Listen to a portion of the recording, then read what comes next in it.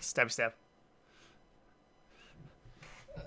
I can probably end up making a compilation of how my chair fails me during this live stream, where I'll just slowly start sinking down and down, and then I'll have to repump up my chair, and then whoops, I shut the door.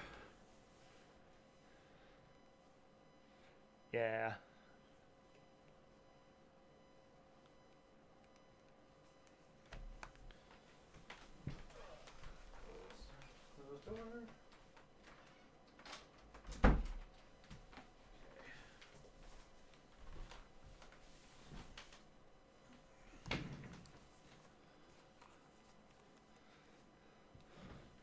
All right, let me see if I can message Sigillian.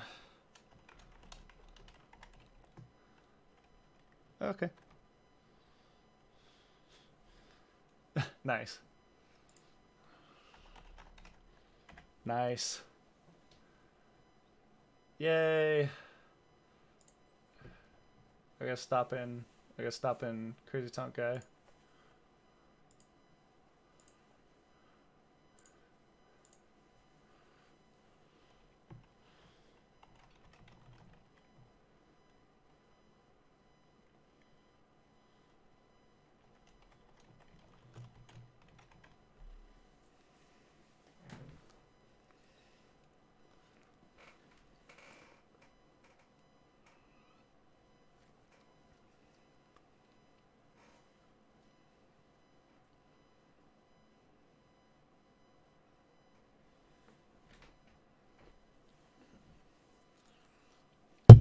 Oh shit. Whoops. I gotta figure out where to put my beer. So I'll probably end up spilling the beer. That will happen. Okay.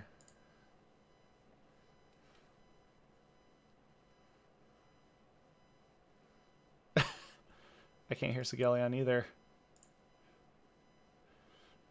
He's so quiet. He's so quiet.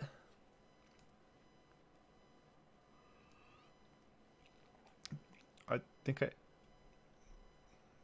What did you do last time?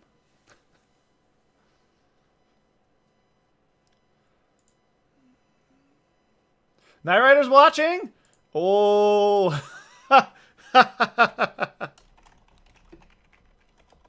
Oh, God. Now, well, I'm gonna start feeding in our audio. So let's see. Oh, Yeti mic. Well, probably had him on.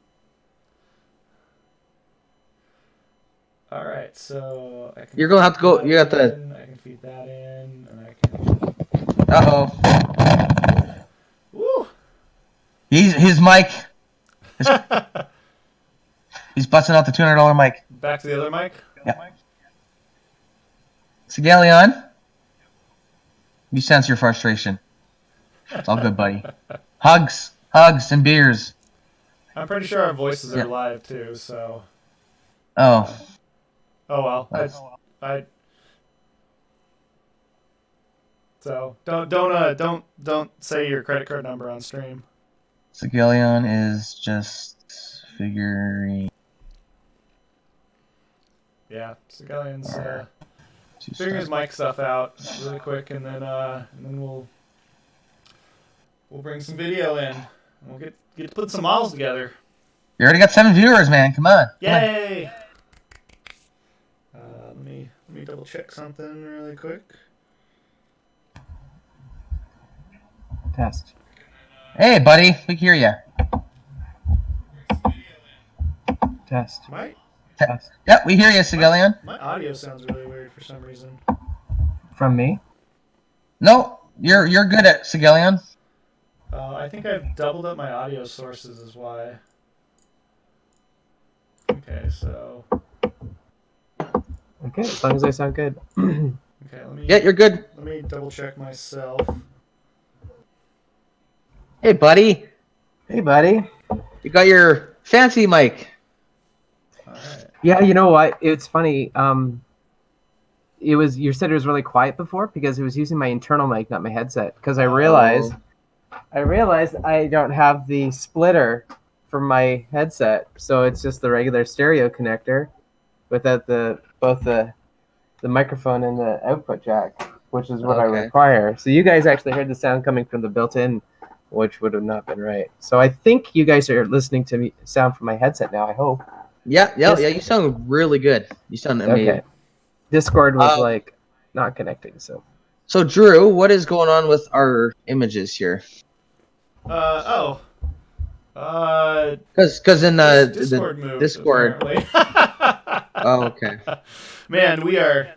This is the quality budget stream, aka I don't do this for a living, so Are we live right now? Yeah, we are. We're totally live right now. I've got hey, guys. no special transitions. I've got no nothing. We're totally doing this right about now. So let me fix your Woo! Let me fix your video really quick. And oops. No. So did you ever hear the tragedy of Darth Plagueis the Wise? No. Oh, okay. Actually, I haven't read that book yet. I need to. Oh yeah, for sure. It's a great book. And it's canon, which is like one of the last fiction that was still in George Lucas's hands, I think, that Disney accepted. Something like Really? that. Supposedly, yeah. So Trying to show my beer. If I bump this up. Oh, the model looks really cool. You gotta do a caterpillar bottle. One of these days. There we go. You got me in. Okay, let me. This is what I'm drinking tonight, folks. It wants to snap. I can't. It wants to snap, and I. Okay, let's see if I can fill in the gap. There we go. All right, now Sigalian's turn. That looks like. Oh my god. Okay, and then just nudge that up just a little bit, and we'll be. Oh man, it's almost like I don't know what I'm doing. So. No, dude, it works. It's good now. Like it's good now. it's good now. All right, so we're finally here. This is the model stream. As These are where the models many are of for you models. know, my name is Rice Maiden, and for about 4 years now, Jesus, it's been 3.5 years now. I've been turning Star Citizen ships into wooden models. As you can see in front of me here, the F7A military Hornet was one I completed earlier this year. But we're here to put together some models. We'll talk about my process. We'll talk about kind of what I do. Hopefully show a lot of that off with putting the models together. And then we're also here to drink and basically have a good time. So why don't you guys...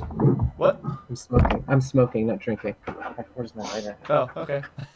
You can do whatever you want. I'm Canadian. Yeah, Canadian sandwich. Hey, I don't stream regularly, so you know what? If this is the last stream I ever do, if Twitch bans me today, I don't care. So today I am drinking a. Let me see if I can use the camera actually for this. Maybe not. My light's in a really weird spot. I am drinking a Deschutes Brewing, the Abyss, the Old World edition. It's only different because they age it in sherry barrels. So far, it's really good. Spectre, what are you drinking? I am drinking Wild Rose Brewery. It's called Velvet Fog. It is amazing. I forgot what kind of beer is that?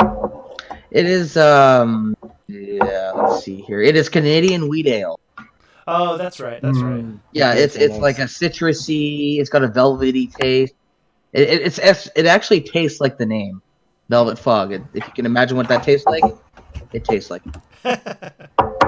It's you had me try it when I was up in Canada earlier this year. Yeah, you had I fed you 3 of these when you Mona. So And it was interesting. I'm not much of a light beer person. Um, I definitely like darker stuff like porters, stouts, and barley wines, and that was good. That was really good. I think in general the beer market's making better light beer now than they were yeah, no, 5 years ago. it's a good light beer. Yeah. I'd like to say a quick story about this because you're drinking a wheat beer. So I used to, because I don't drink now. I used to drink.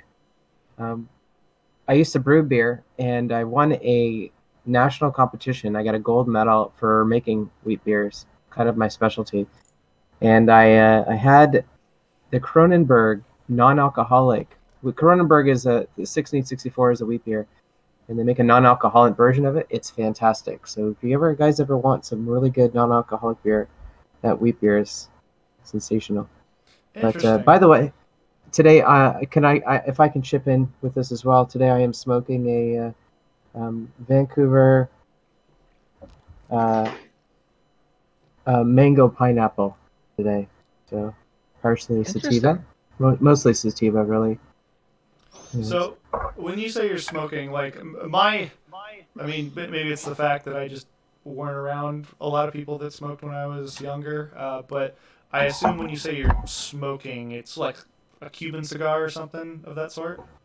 No, it's British Columbia green. Oh, interesting. Okay. Okay. Yeah. Like I Good said, old legalization. I'm Yeah. not. I'm not. I don't have a lot of knowledge of that. That hobby or that recreational activity. So it's always new to me to kind of learn about it. That's what I mean. I live in Oregon and we have a ton of weed, like a lot of marijuana industry in this state, and uh, I don't really know a whole lot about it. All I know is they make the state a bunch of money. Well, I think like this industry is still kind of new, although people have been smoking for as long as we've been around. But like, there's connoisseurs that are popping up now, and there are people who can differentiate between different types of strains. And it's like there's some maybe that are maybe more full-bodied, and some are more floral than others, and have different aromas. And they also provide for like different effects. Some are make you laugh at things more, or some make you more concentrated, or some make you go to sleep. Hmm. So there's a whole variety of this stuff. So in my opinion, the mango is it's got a very nice aroma, but it also allows me to concentrate very well too, which is why I'm a fan of it. And Well, that was from Riceman just Vancouver. discovered caffeine a couple days ago. Oh, it's a fantastic drug as well. We love that stuff. I did indeed. I grew up. I have never drank coffee. When I drank soda as a kid, I typically had the lemon lime kind, which traditionally doesn't have caffeine in it, and so uh, caffeine has never been something in my diet. But man, caffeine hits me hard right now, and I'm enjoying it Yeah. because it makes me productive way into the early hours of the morning. That's So, great. well, cool. Well, I think what we'll do is we'll bust out our first model, and I'll start putting that guy together because that's what everyone here came to see me do. Although I will admit there might be any hiccups that occur are all on me because these models have been built before, and so the only thing that could possibly go wrong is if I accidentally missed a piece or because on the laser cutter you're on a grate and there's the chance that you could accidentally knock something down through the grate. So I'm hoping that didn't happen. I'm hoping I don't at the end of the stream have a model that I'm holding up and it's missing like a wing.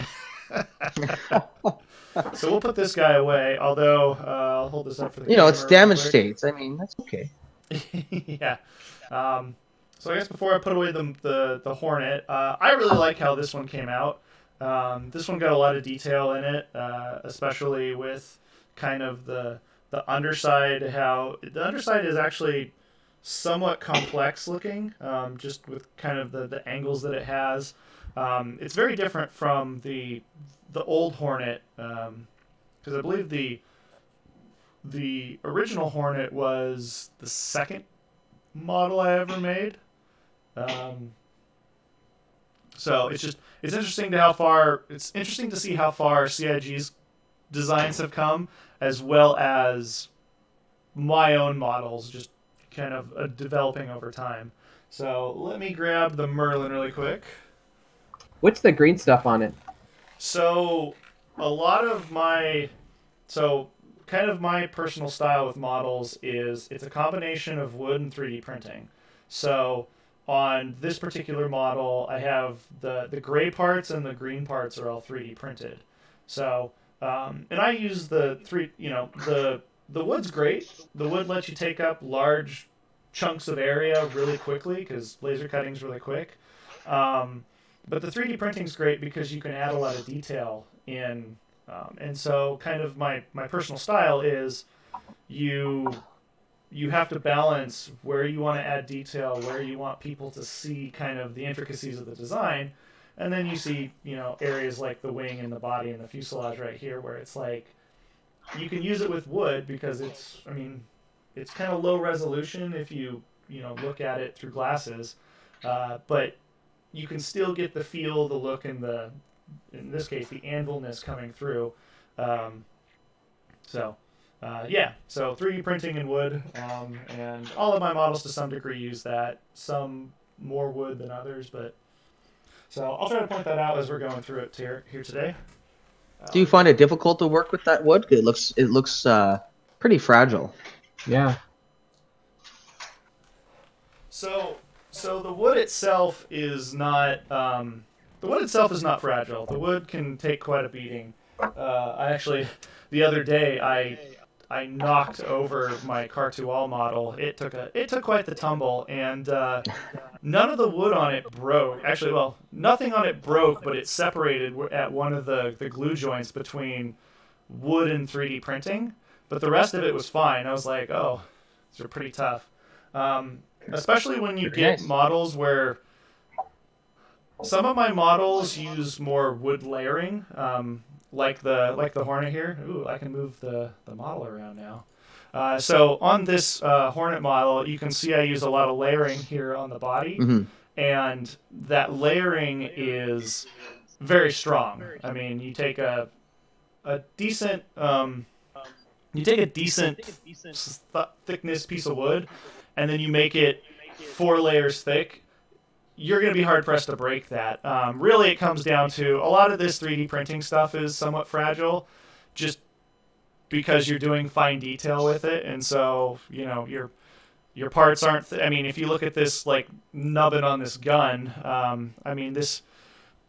this nubbin is 30 thousandths of an inch thick. It's small, but... it comes with the territory because 3D printing with the materials I use isn't the strongest thing in the world. So let's what software are you using there? So I use PTC Creo. I had been using PTC Creo, so this is what most of my models are in. I've recently transitioned to doing all of my stuff now in Autodesk Fusion 360, which is what most people will be familiar with.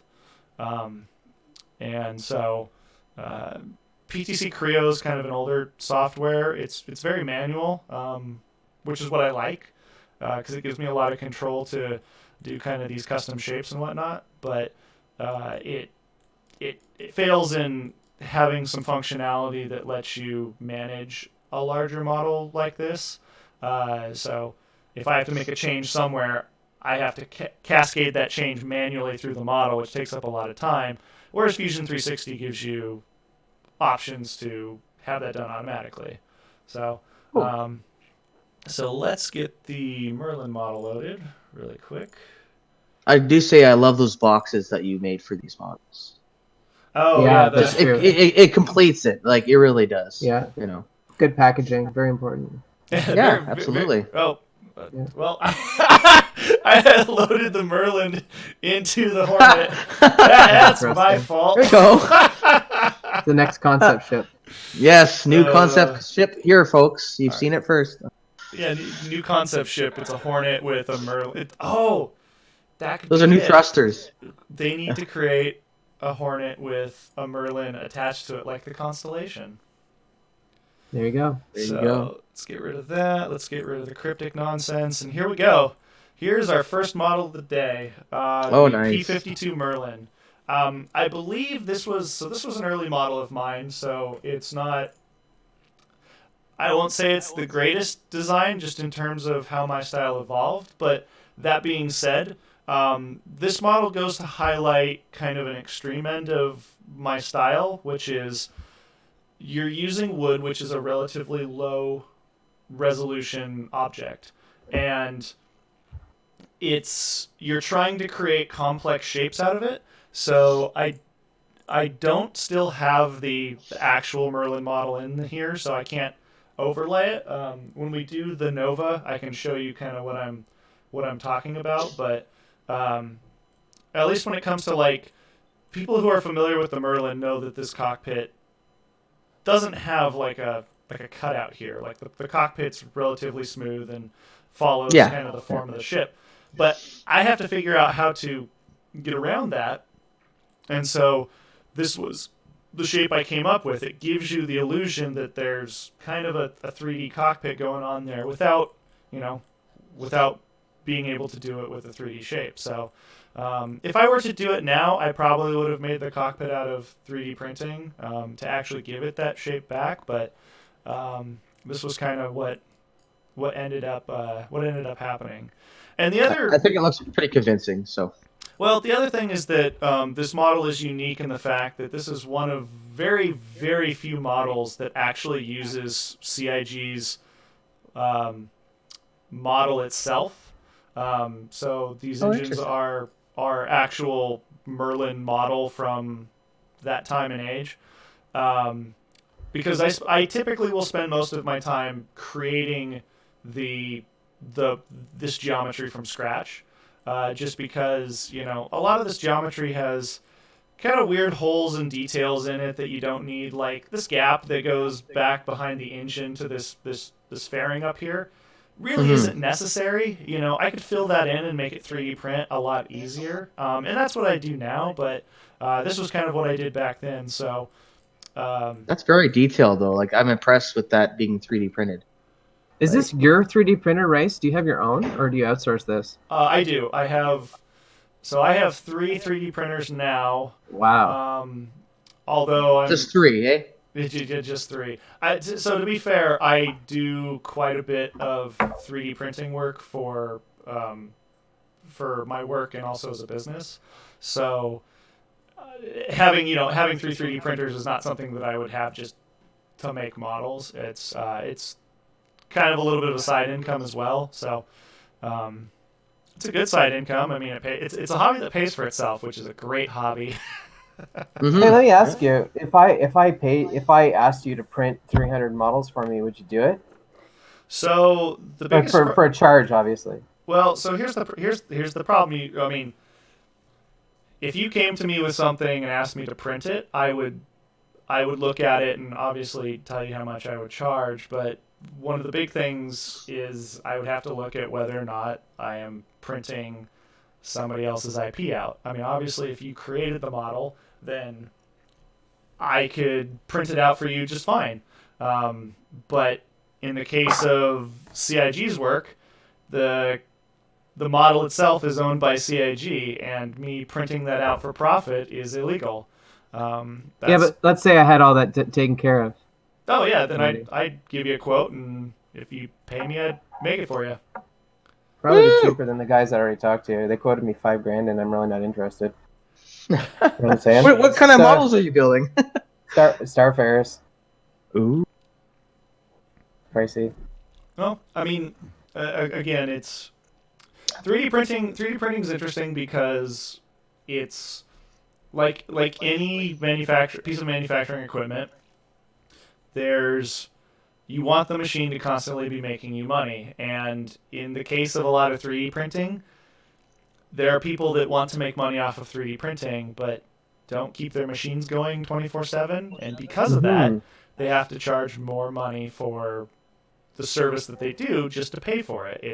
That's crazy. I don't and this is commonplace knowledge in the realm of mechanical manufacturing, but you get a lot of people coming into the hobby of 3D printing who don't understand that, and so they compensate by charging more. And for better or worse, it's like you said, they wanted to charge me $5,000 for it, and I can't really tell you offhand if that's a good price or not, but that's the reaction you get from a lot of people, where it's like, oh, I thought 3D printing was cheap, and it is, but it's machine time. So it's just kind of one of those things that, I try to stay reasonable, but because I'm not doing it as like my sole income.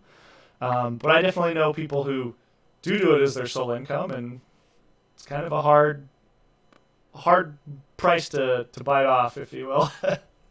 I'm glad you said that, because that makes so much sense. I wish they would have told me that. I would have totally got it, because it just seems like they inflated the price for no reason, because that just seems obscenely expensive.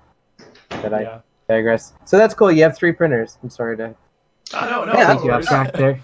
So no, that's a great question, and you know what? I've been kind of wondering that myself.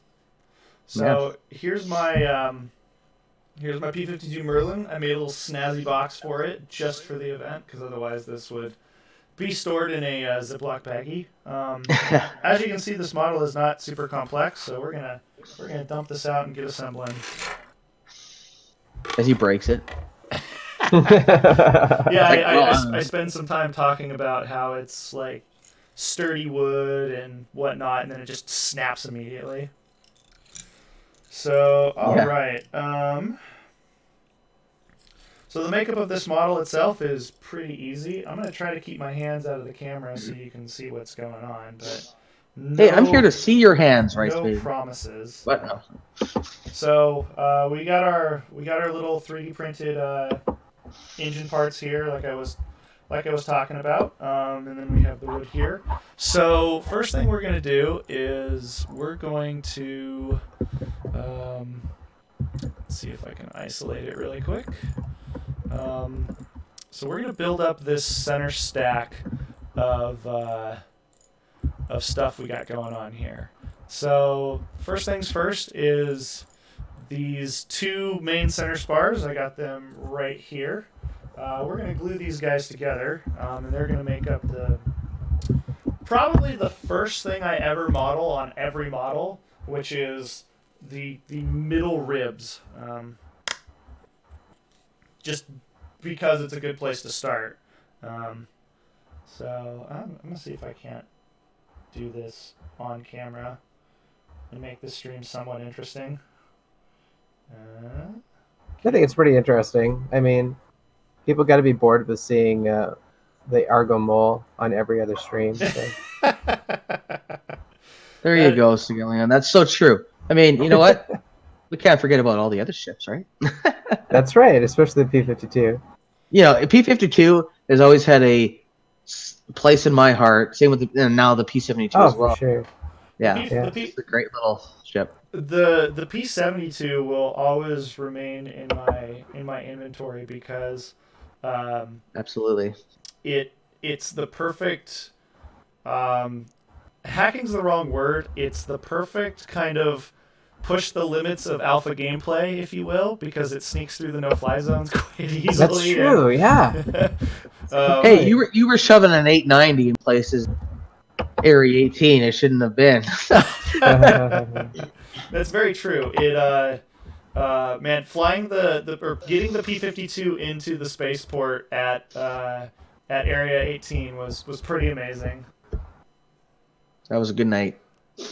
That was indeed. Okay, so we got the 2 center spars together. So now we have so it looks like we have this split piece right here, and what it does is let's see if I can enable the other one that's okay. So we're going to be adding these Actually, is that it right there? Sure. Okay. So the next layer we have is a split piece. And the reason it's split is because we have the wing in here. And in order to get the wing in, you have to slide it into this slot that we got going on here. And I'll show it up on the camera. So if I take the wing and I slide it on in here, it's got to fit into the little slot and actually seat itself in there. And the pieces next to it, these two next layers, actually lock that wing in place, as you can see by the fact that the notch here is further back. So what we're going to do is we're going to get this wing installed, and then we're going to put that next layer on. And that should lock the wing in place and get us ready to start building the rest of it. So let's are all of those pieces like laser cut? Yes. So I have Interesting. I have a laser cutter, and yeah, they're all these pieces are 1/8 inch birch plywood. You can get it on Amazon. Oh, it's plywood. Okay. Well, people when I say plywood, people immediately think of like going to a lumber store, and technically that is plywood, but I mean it's just the basic definition of plywood, which is a multi-layered wood. Yeah. And that's what it is. It's just it's birch wood that's chemically pressed together into this relatively hard, homogeneous wood. It laser cuts really well. It looks good. So that's kind of the reason why I use it. I've tried a number of different materials over the years. Some better, some worse. But this is typically what I've gravitated towards, just because it's really nice and easy to work with. No, You don't have to get some kind of special plywood for laser cutters. Nope. Oh. I mean, it's a hot beam of destruction. So you put something in front of it, and it's gonna slice through it. Attrition level laser cutter. Well, the other good thing about birch plywood is that it has a relatively, I believe the term is flash point, where it burns. So if you have a material that's got a relatively low flash point, you risk the wood just catching on fire inside of your laser cutter, and I mean, it's probably not going to burn the laser cutter down, but it's going to give it a bad day and probably ruin some of your internal components. So let's see. The next pieces are going to be this guy and this guy. So what we're going to do here is it's going to basically attach right here onto this wing. And it's going to start... so it's going to be the... as you can see underneath, we got this little intake cowl down here. It's going to be the outside edges of that, as well as being a cradle for the underside of the wing here, and as I was saying earlier, being that catch that locks the wing into place. So let's very clever, I gotta say. Like, you're congratulating like me from 3 years ago. yeah. Sitting Good down. job, past rice maiden. It's one of those things where like if you've done ship models for 3 years like I have, you spend a lot of time looking at ship models to where you kind of become an expert in the ship itself just based on its design. Like ships that I've spent a lot of time looking at, I've picked up a lot of detail that nobody else notices. A good example of that is you're like an engineer too, though, right? Like you probably have a mind for that stuff. That's true to some degree. I mean, I think ultimately it ends up being, I have looked at a Saber model in detail for probably over 10 hours. I know a lot of what's going on with it. You know, there are intakes and exhausts on it that nobody else notices. Nice. So let's get the other side on here.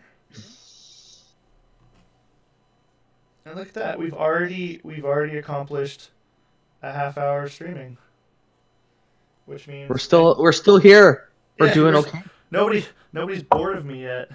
No, of course not. Oh man, no, I like this stuff. This. I mean, it takes time. Give it time. Let's spend 3 hours doing this. Let's build it in Idris next. Yes. Why are you By the way, how laughing? is your Idris coming along? Have you done that yet? I haven't built it yet. Technically speaking, the model isn't done. Um, it's a. I'm curious if I should move this camera more this way because I keep. Carrot F, sucking how the you doing size. today, man? 07s. What? Just saying hi to Carrot F in Hey, chat. how's it going? Hey, Carrot F. How's it going, bud? Sorry, like 7 minutes We- back. We just started. He's just really fast. we got like most of a Merlin here. You know, this is the future, my friend. CIG is going to sell you a concept sale, and then in 3 to 5 weeks, you're going to get a pile of wood parts in the mail. And you're going to be like, put your ship together, or else you don't get to fly it. that's so great. Okay, so Yeah. now that we have that underpiece on, let's put the upper lock on. So this piece right here, and that guy is this and this. I gotta find a better place to set the glue down because it's really close to my beer, and I'm afraid I'm gonna knock that beer over. And I'm gonna knock the Or beer you over. use the beer instead of the glue.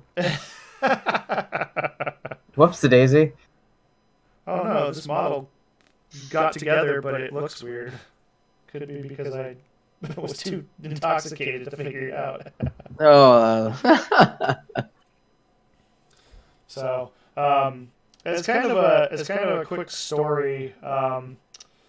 Doing these models has been a lesson in copyright. It's a lesson in things you can and can't do with other people's IP. And as most everyone recognizes, the Star Citizenships are CIG's intellectual property. And so being able to do stuff like I do, or being able to build models has been a lesson in learning the limits of what that means. Because you go through school and nobody sits you down and goes, what are the things, this is someone else's intellectual property. You go through the whole, like, don't take his toys from him, sharing is caring, yada, yada, yada. But nobody ever sits you down and goes, this is what intellectual property laws look like, and this is what you can and can't do. And I don't consider myself a person doing stuff out to be a bad guy. And one of the things I kind of realized I was slowly getting myself in trouble with was this idea that I wanted to build models and I wanted to share it with people. And one of those ways was giving models to other people, going like, here's a Merlin kit, put it together, I want you to have it, just because otherwise I'd be sitting here building models for myself going, woo, so much fun, but I don't want to share this with. And I quickly found out that that's not legal. No, I'm kidding. Because you're still transferring, you've made someone else's IP and you're giving it to someone else, and I'm not allowed to do that. And so, one of the things that made me stop doing models to some extent was the idea that Carrot says I'm doubling up. I didn't go check my... No, you sound fine to over me. here. Yeah. Maybe Carrot Carrot has 2 tabs open or something. Yeah. He's so excited.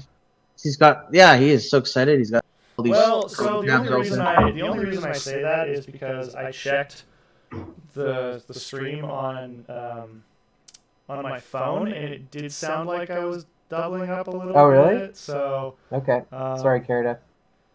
encoder overloaded. Oh, interesting. I wonder if that's... I'm gonna go grab another beer, gents. It'll be causing it. a few seconds. Hey, Spectre, when you go grab another beer, open your phone if you have it for a second, sure. and check the stream and just see if my voice is doing anything weird.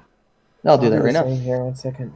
So, anyways, back to my story. I got acquainted with Toast, one of CIG's legal counsel, quite quickly, and well, they've been absolutely fantastic. I mean, Toast is a great guy to talk to. Possibly webcam, maybe. no, Night Rider. Night Rider is a webcam.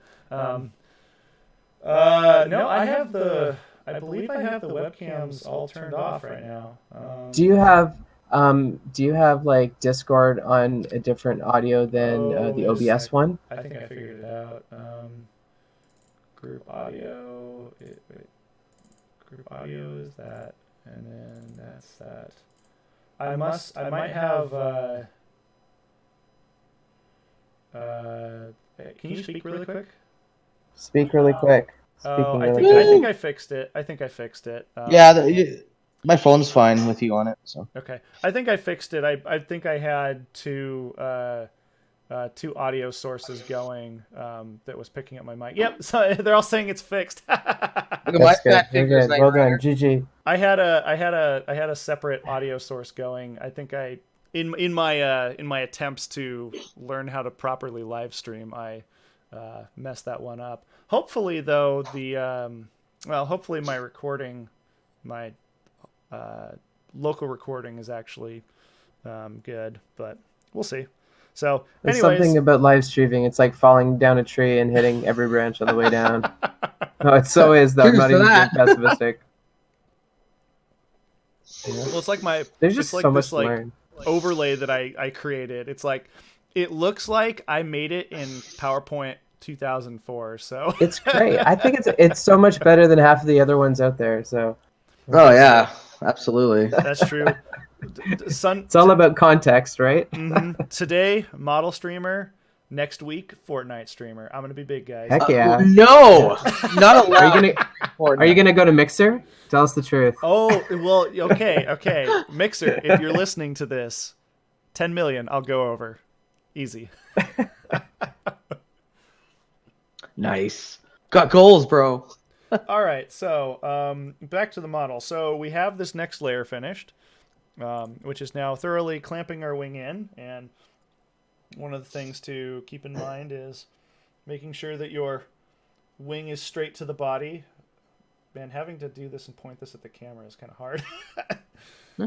Looks good. All right, so let's see. What are we gonna do next? I think next we're gonna pop the gun in place. No, we're not actually. I take that back. Let's throw this all back in. I believe there's a. Yeah. So we've got this. We've got these two parts up here that we're going to install. So we've got this spacer down here that starts giving the nose its shape, and then this other piece that I think locks it in place. So let's get these guys going. I don't know what the gun is on a P-52. Is it just a size 1? I believe Energy it's a weapon? size 2 Gatling. Size 2. Oh, it's a Gatling. Yeah. Very nice. Yeah, Put some attritions on that bad boy. Well, with the Merlin you get the size 2, and then you get the size 2 Gatling, and then you get the 2 size 1s, I believe, on the wings as well. So something I failed at was because I had the laser cutter set at the wrong height. I don't know if you're gonna be able to see it. There's like a Christmas tree on this wing to signify it being made in the Christmas tree stream. Oh, that's cool. But like I There you said, go. I accidentally had the height wrong, so it doesn't look super great. But it's the Christmas Merlin. Woo! One of a kind. One of a yeah, Hey, one of a Knight kind. Rider. We're gonna- CIG should add Christmas skins to everything. Just so you know. That's so that's an interesting conversation, you know. CIG, I mean, they do the presents and the Which I think is great. I mean, who doesn't want to pack around a big present? yeah.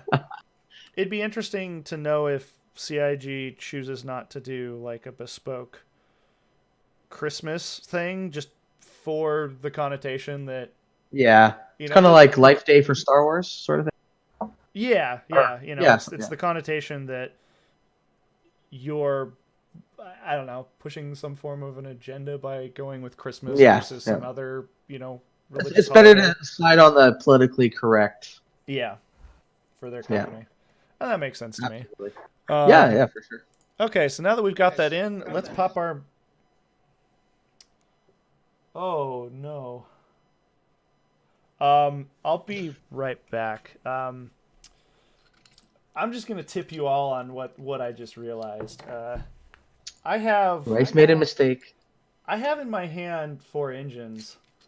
What's not in that 4 engines is the machine gun that goes right here.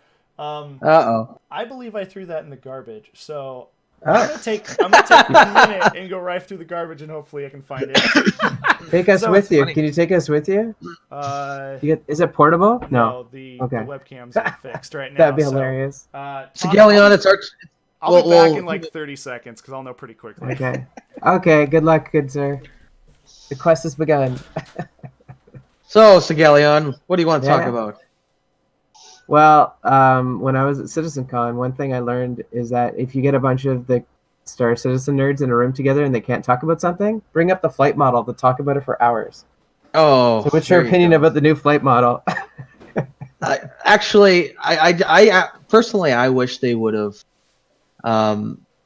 let the last iteration go longer. I think they didn't let it mature well enough. Yeah. I like the new flight model, sure, but I think the guy, I forget his name, that worked on it, like he put a lot of effort into that. And Totally.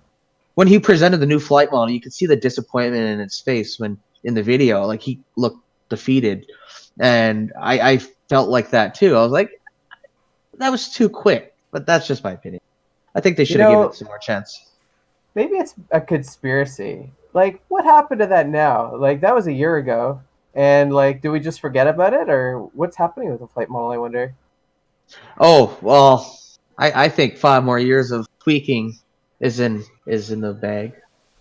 You think Like, so? They're just going to tweak yeah. away at it? Yeah. Oh yeah. They're not even close to being done with it. I mean, right now it's at a comfortable level, but I think once we see Squadron 42, Look at that. I found it. they're gonna have I'll be right back. Oh yay! I think Squadron 42 will have its own iteration of the flight model, and they might draw from that as well. But for now, they have the PU flight model to a comfortable place where it doesn't upset people to use it. So Let me ask you something. Do you notice a difference in flight between 3.7 and 3.8? yeah, weight seems to be a bigger factor with like cargo and stuff. I don't know if that's just me, but I've Yeah, noticed if well, you have a Some people have said it here and there. I don't think everybody would say that, but like enough people maybe. yeah, I've noticed that. I think Reisman commented about that too, how he felt like cargo affected the flight model a bit. So Are you a cargo pilot, Raceman? Yes and no. I enjoy it, but I don't think it's going to be my bespoke profession when the game launches. Hey, when you log into a session, are you usually flying cargo? Sometimes. I mean, it's kind of like I have to kind of be in the mood for it. I mean, I enjoy it. I have a freelancer max, and I will run cargo with that. If I'm like kind of doing a solo session, but don't cut yourself.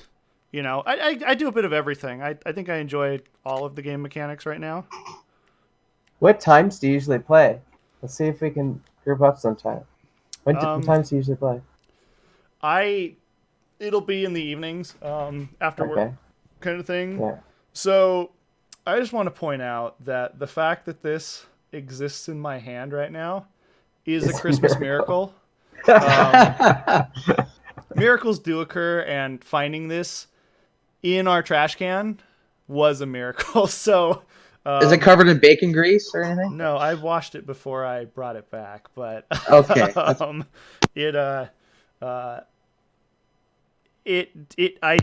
I realized when I started rifling through the trash can that me finding it was not going to be anything but chance. So well, there you go. Christmas miracles do happen, everyone. So here we go. Let's get this guy installed. And this machine gun just pops down in on here and satisfying click. Settles, yeah. Very satisfying, clicks into place. And there we go.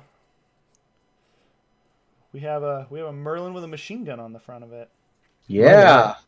So, okay. Well, I need a swig of beer really quick before I keep going on this, because yeah, no, you should be for sure. let's Keep it going. You need to be drunk right now, Raceman. Come on. Do we want the models to get put together today or not? No. Rice, you've put a lot of these together. There's no excuse why you can't do it totally drunk. And there's no reason why that can't be on stream. Right, exactly. I agree, 100%. All right, what's next? Let's see. Well, let me. What is that piece? I'm going to point out right now, it's amazing how few pieces are. Like I'm looking at that pile, and it's like there's not that much there, Yeah, it's true. Yeah, the ship isn't a lot of pieces, We'll put on these lower captures right here. So they had kind of the body line, and they also capture in the wing once again. But let's. Okay. You know what, Rice? I understand your quarrels with legal. I honestly do, because I deal with that with Ultima. Like, I've been working with the legal team for Swag for a long time. Mm-hmm. But like, if you just do what they say, they'll give it to you. But like, at the same time, they're giving you a hard time as well, because you could make so much money with this. Oh yeah. Like, it's ridiculous. And it has to be regulated, right? Yep. And we're the first ones to do it, really. So well, it's this interesting idea of like when I wanted to give stuff away, they would allow me, I could go get permission, but I was limited in the number of pieces of IP that I could give away. Like, yeah, I think it's kind of fluctuated, but it's been somewhere around 10 to 15 per ship. And part of me understands it completely, and there's part of me that goes, well, if I'm telling you I'm just giving these away to friends and family, like I'm clearly not making money off. I mean, take me saying clearly with a grain of salt, but I'm clearly not making money on these, and obviously there is some time and energy into building this, or to making this, and so it's like either I come to you for permission and you let me build gifts for people, and I end up, okay, let's say I build 12 of them and then I move on to another ship.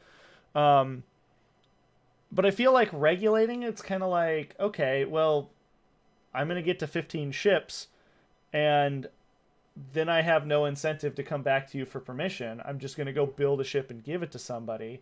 And then it's not going to be regulated with you. And it's kind of the legal question of, okay, if I built a ship and gave it to somebody for free, I don't think CIG is going to come after me legally, especially if it's like 1, 2, 3, because the whole point of, as far as my understanding of it goes, is when you go after somebody for like copyright infringement, you kind of have to prove damage. You have to prove that what the person is doing is hurting your brand or your trademark. And is CIG going to go after someone for building? Of course not. Absolutely not. Something and giving away. I'm not saying Absolutely that you shouldn't go to CIG and get permission. It's just one of those. This is all allegedly, people. All allegedly. Well, it's one of those things where it's like if you follow the logic train, you get to a point where it doesn't make any sense.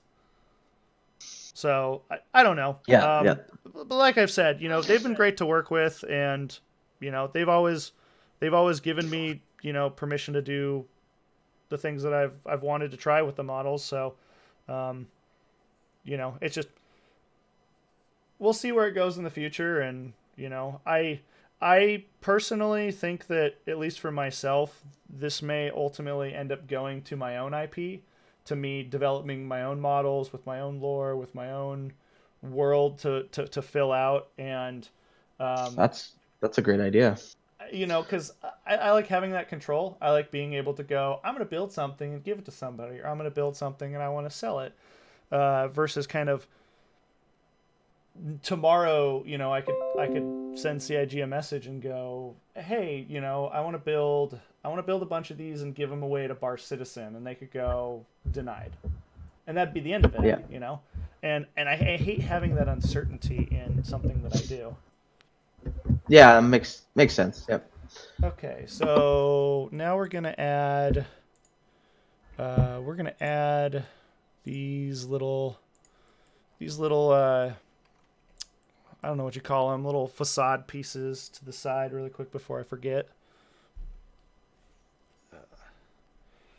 And man, we're getting really close to being done with this guy. I think a couple more pieces, some engines, and it'll be good to go for its post-stream photo shoot where I'll spam Twitter with all the cute Merlin photos I'll have. But so, you guys want to talk a little bit about 2019 and how the year went and what's yeah, for Star Citizen? I think Star Citizen had a great year. Oh yeah.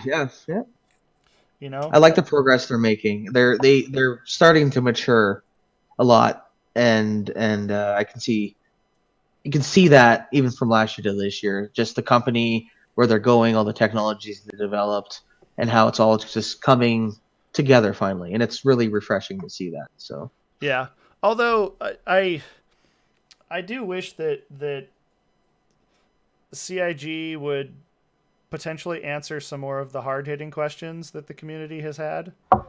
yes, Like the question I have, like with the roadmap that just recently got released, is, we saw a bunch of ships get either moved or pushed way back for that, and is it because of Squadron 42? Is it a case of you really want to hit some sort of internal deadline with Squadron 42 and things just moved because of it? Or... Yeah, and all they have to do is say, yeah, we just pull teams to get those ships done, and they'll come back to the ships. That's all we need. Yeah. Everybody's speculating that's what they're doing, and that would make sense. Yeah, but it would be nice just to hear a yeah or no.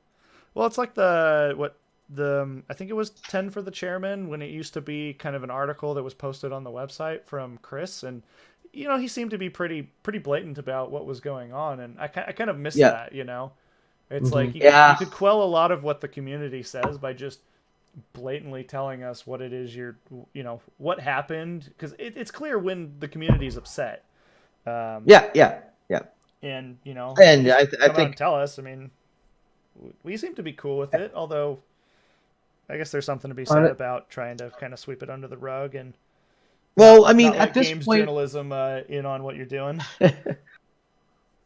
See, the thing I feel, we are still all here as backers. We've been here this long. I think we're okay with hearing some bad news, and they shouldn't be afraid to tell us. Yeah. I agree with that.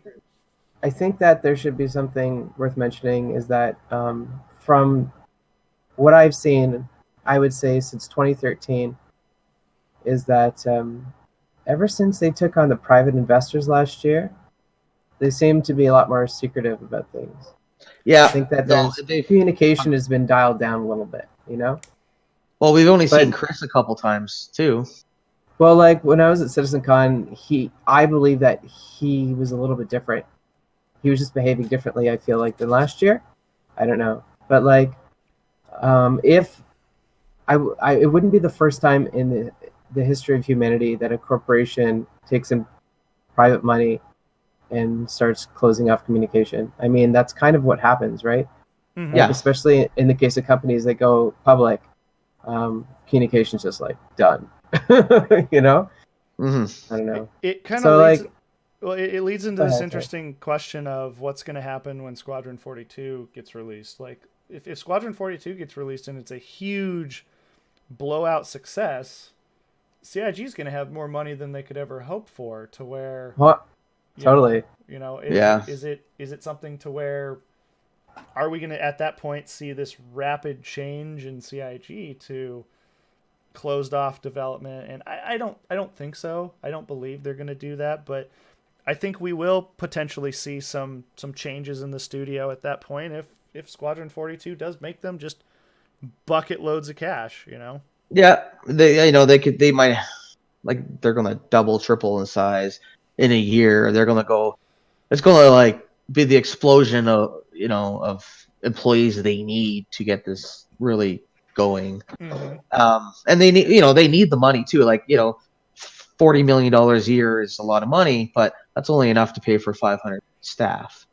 Now, if they have $2 billion come in over the course of a year or two with Squadron 42, now they have this unlimited pool to draw from. So, yeah.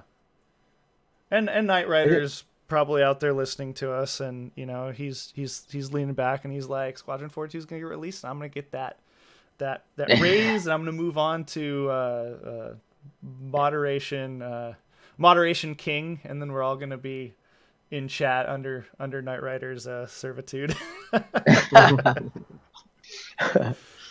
But yeah, I mean, I think there's a lot of good that CIG could do if they did end up having more money. But I do think that there's a lot that we should be wary of, that, you know, money can lead to some great things sometimes. Yeah, but it also can lead to terrific things. Yes, absolutely. Very true. No, I think we're in good hands, guys. Yeah. I think with CIG having their relationship with Amazon, with the new private investor, with 2.5 million backers, you know, when Squadron 42 comes out, we might see this massive influx of 2, 3, 4 million people join in a year or two. Like, I know a lot of people that haven't backed the game yet that are waiting for Squadron 42 or just for beta. Like, so a lot of people say, oh, everybody who's backed is backed. No, there's a lot of people that are waiting. And so we're going to see so many changes in the next 2 to 3 years. It's going to be unbelievable. Yeah, here's like my look at like the past year is that when they got a bunch of money at the end of last year, they put up a bunch of job postings. So they probably expanded their team quite dramatically over the past year. 130, I think they had up. Yeah, and I think about at my company, it takes about like 3 months to get people into a capable state, and then like maybe 9 months to get them efficient. So I think we're still like a year away before we'll see viable production. Yeah. Yeah, and I think that's fair, because from where the Squadron 42 lines up to where they want to get server meshing out, that's a year and a half. That it's starting to feel right. It feels like that's where everything is finally going to place itself together. Kind of like Rice Midden's model being almost done. Yep, only 2 more pieces. So, Rice Midden Astro is asking you what you're drinking. Astrojack, I am drinking a Deschutes Brewing The Abyss Old World Edition. So, aged in sherry barrels. It's really good. I think my favorite beer last year was the Abyss that was aged in tequila barrels. Interesting. Nice. Yeah. How was that one with tequila flavor? Okay, we are drinking some Tight Bond Original Wood Glue. It's an Imperial Stout. It's just delicious. I love the bottle. Oh my gosh. That's such a cool bottle. Look at that convenient handle. Yeah, you know, you can. You know, that is very interesting. If they changed beer bottles to have the convenience handle in it, I would like more. Yeah, but then your hands are going to be cold. Or the beer's going to get warm. Hey, I'm guilty of that. Like, I can sit with a beer in my hand, and I hold it and hold it and hold it, and then after like 10 minutes, it's warm and gross. So I've had to like catch myself doing that. Now I have to put my beer down after every sip. Yeah. I see. I have the problem of there's some times where I drink like way too fast, and then I'll be like, man, that's not a problem. Well, that's what I mean, there are some like bigger beers that I enjoy, and I enjoy them a little too much, as in I drink them really fast, and then I'm like, aw, now I have to drink something not as good. And then you get like that little mini hangover because it wears off so fast. Mm-hmm. Yeah, and then you want to nap, and the nose of this thing is a little. Oh, I love that! Look at that nose. That is so. I love that. Yeah. The nose of this was not a very well modeled part of this ship, so. No, but I see where you're going there. You wanted the angle and the bend to it, so that makes sense having those little pieces.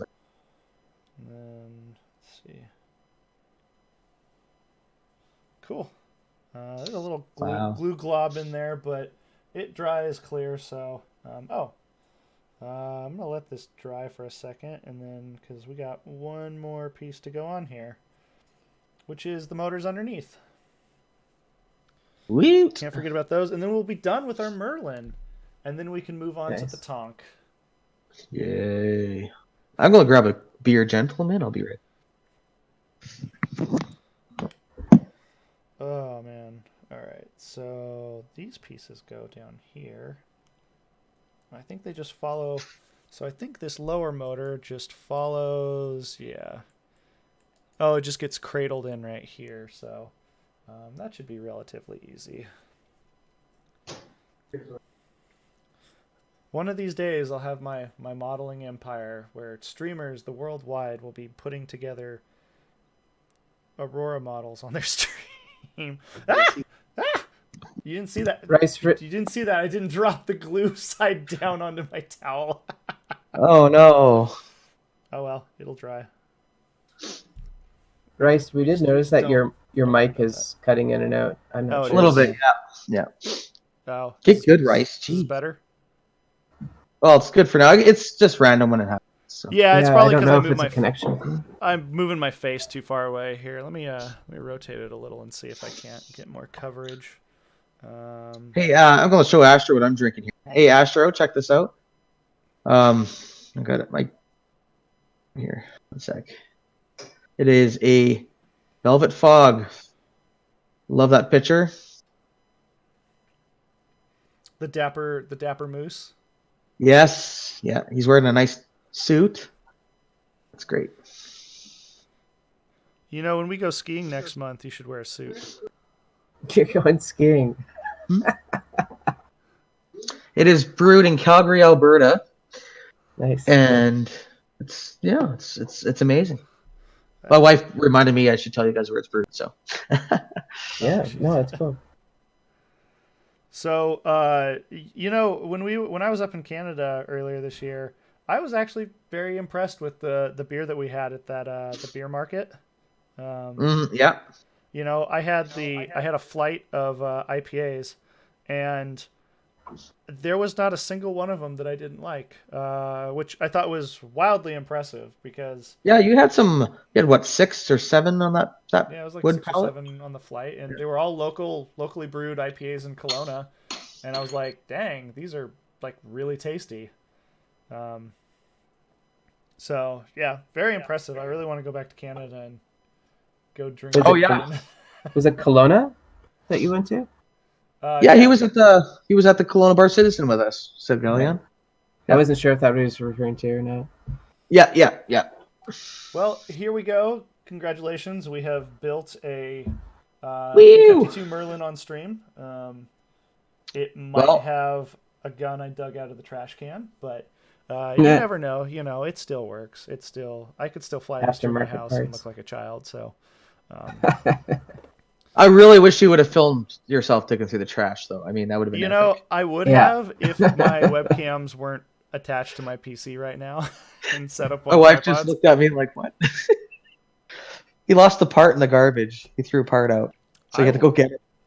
I will be. I'll be honest. My roommates looked at me quite dissatisfactorily while I took the trash can out of the trash and splayed it out on the floor. Was trying to find little tiny gray parts. You should have been like, "I'm so hungry right now." I can't. Well, the worst part is that like I found so when you 3D print, sometimes you can get support material. So what I have in my hand is like a base and some support material, and I kept finding the support material in like little chunks that you would throw away. Okay. And I was like, okay, I know it's in here because this is in here because I threw it away at the same time. Where's the part? And I was panicking at towards the end because I was like, I know it's in here, but I don't have time to go look through everything. Do you have one? But you could have already. Well, I guess you can't rip it off. Never mind. Yeah. Let me just go set up one to print. We'll be here for. Well, actually, that part probably would print in like 30 minutes or so. So. That would have been kind of cool. But... Okay, honest thing. I just grabbed the glue and thought it was my beer, so Yeah. That's how we know the stream's getting good. There you go. Good job, All right, so who this is said the that? last time. This is the last time we're gonna see this Benjamin. beautiful Merlin. Hey, are you gonna throw it like you said that one day? If someone donates $10 million to the stream, I'll chuck this against the wall. There you go. All right, get donating, guys. Come on, $10 million. Well, that's the thing is like if I had had more time, I probably would have contacted CIG and been like, hey, can I give away the models I make on stream? But I just didn't have time. Maybe I'll work Hey, with Knight them. Rider, look the other way. He's gonna give those away. Yeah, Knight Rider, if you would turn off your stream right now, guys, enter now. Maybe you know what? I'll keep this, and maybe I'll contact CIG this week and say, hey, I built this on stream. Can I do like a Twitter giveaway or something? And although That'd be cool. Yeah, I just realized that. Oh no. Okay. Yeah, we'll see what happens. So, let me get the Nova, and we'll start on that bad boy. Woohoo! Nova tank. We're actually gonna do model intermission. So the Glaive model wanted to come say hi. I got a bunch of them on my bed here. Wow. Now that's a good size model. So this was the Glaive. A lot of my models stick to a one. Astrojack. The Kraken will come after I finish the Idris. A lot of my models stick to a 1/64th scale. It seems to be a good scale for ships and whatnot. Actually, if I could move this up here. There. No. I'm messing up the exposure on my webcam. There. No. Okay. That is huge. Oh yeah. What is that, like 2 feet? Well, I mean, it's not exactly a small ship in game. No, that's true. I don't it has remember 2 exactly size how long 5s on it. but yeah. So it's quite nice. This was kind of an interesting ship because it's very skeletonized. So I mean, just blow some. Yeah, those little ribs. Dust off of it. Must have been hard to cut. Hey. Well, they're not hard to cut. It's just when you model it. So like if you look at the rear engines, I mean, it's got this kind of skeleton structure going on. Oh, okay, yeah. You know, and if you flip it over, you can see it kind of down below as well. And it's not hard to do, but it creates a really interesting shape. And sometimes modeling it and making it to where you can actually build it is interesting. Just because, like, especially with this stack up of engines, the engine in here is actually 3 different pieces, with the idea being that you build the stack up from the body center back, because you have these kind of rings here that I have to set in place, and then on the other side you also have these. You can kind of see the divide right there. You have these other. You have these other kind of skeleton pieces that you need to set in place as you go along, or else you potentially block yourself from actually being able to put the piece in. Okay. So, Astrojack wants to know how long it took you to 3D print the parts for that model. This one I honestly couldn't tell you. I did this one 2017, I want to say. So. Yeah, I don't know. God, if I were to try to guess, this was probably something like 15 hours, probably 15 to 20 hours total. Some of the parts are a little awkward to, print, so yeah. So let's put this guy away.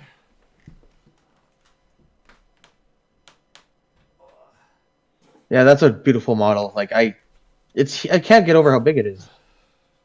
Well, let's get out the bad boy. Let's get out the main event. Yes, talk time. Now it's time for some land. Talk time. Woo! Okay, so let's get system.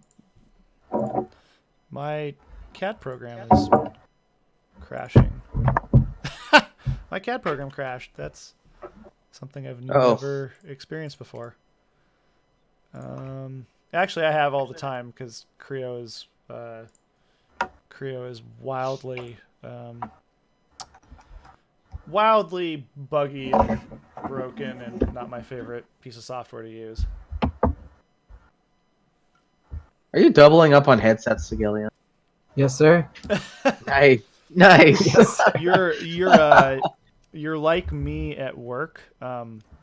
My boss hates it when I'm in conferences because I like using really nice headphones, but they have kind of the crappy business style boom mics to use, and so I will routinely I'll routinely have my like Sony nice headset on or Sony nice headphones on, and then set my like single-sided flip down mic like sitting on top of it. It looks absolutely ridiculous, but it works great. But my boss always looks over and he's like, "I'm so disappointed in you." That's when you say, "Okay, boomer." Yeah. I was going to say that, but we've got a couple boomers in chat, so I didn't want to. Oh, sorry. No, that's okay. Well, they say I've been told before that it's a generational thing, and I've been told that like the bigger the headset, it's like the more prestigious you are or something. That's what they've told me before. Because I have these David Clarks, but the reality is that like I'm a pilot. Like I went to flight school, right? So these are my headset. They just happen to work. So. Well, I was gonna say they remind me a lot of like air traffic controller headphones. They're really comfortable. Like you can wear them comfortably for 8 hours, no problem. Nice. All right, nice. so this model is. I'd love to see those sometimes. Totally. Okay. And let's see Let me see if I can fix my.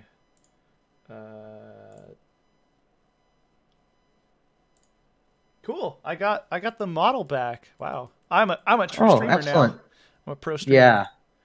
Are those track parts? Yeah. So what I'm about to hide is creating the laser cut file is kind of tedious, and so instead of trying to do like one tank track at a time, I just create a bunch of it in the model, and then it's very easy for me to just create bulk tank treads. Nice. That's smart. Okay, so we are on to the main event, ladies and gentlemen. Building a tank. So let's where do we begin with this bad boy? This looks a little bit more complicated than the Merlin. So I mean, yes and no. I'm gonna try to concentrate on actually putting this together, as opposed to like I missed some colors. This is annoying. There we go. Okay. So the tank comes in two parts. The tank comes in a body, and then there's a turret on top of it. Oops. There's the turret. Okay. So the first thing we're going to do is we're going to build the body, and then while the body's drying, we'll build the turret. So getting into this box of goodies here, let's just oh yeah, it's a lot more pieces. dump all this crap out. The biggest thing I'm gonna have to work out really quick is where I wanna store the tank treads, because as you can kind of see here in the bottom of the bag, all the tank treads I just dumped in there. I probably should have had my own Ziploc baggie for them, but I was in a bit of a hurry, so. Oh, those each. Oh my goodness, they're. Oh yeah. Hundreds of little pieces there. Yep, the bottom of this tank has those tank treads. I may, depending upon time, I may not attach them while we're here on stream. We'll see. Let's get this bag. Let me just make a mess. I was just told that our category should be under Star Citizen. I don't know if it's possible to change that, but are we not under Star Citizen? I don't know. Yeah, it might. I don't know. It might be too complicated. But we're just gonna leave it to the fact that I am a stream noob, and therefore the fact that Fair the enough. stream actually came together here. is a miracle in and of itself. So, No, next he is. time- Yeah, you are crafting and making. That's true. Good Yeah. thinking there, Renmoto. So, okay. Well, in this pile of parts that I've now made a mess of my workspace with, we're going to start by first putting together the tank tread supports. So if we get rid of a lot of this stuff and get rid of this, the first thing we're going to end up doing is building these tank treads sides. So each side of the tank that holds the tank treads is its own stack up of wood, and we're going to put this guy together. So I originally created this support piece, so it's a piece of wood that goes through the center of all of these to keep them in line. We're not going to do that because it just this was poorly done when I originally did it, so we're not going to do that. And actually, we're going to start with this piece right here because I can see it.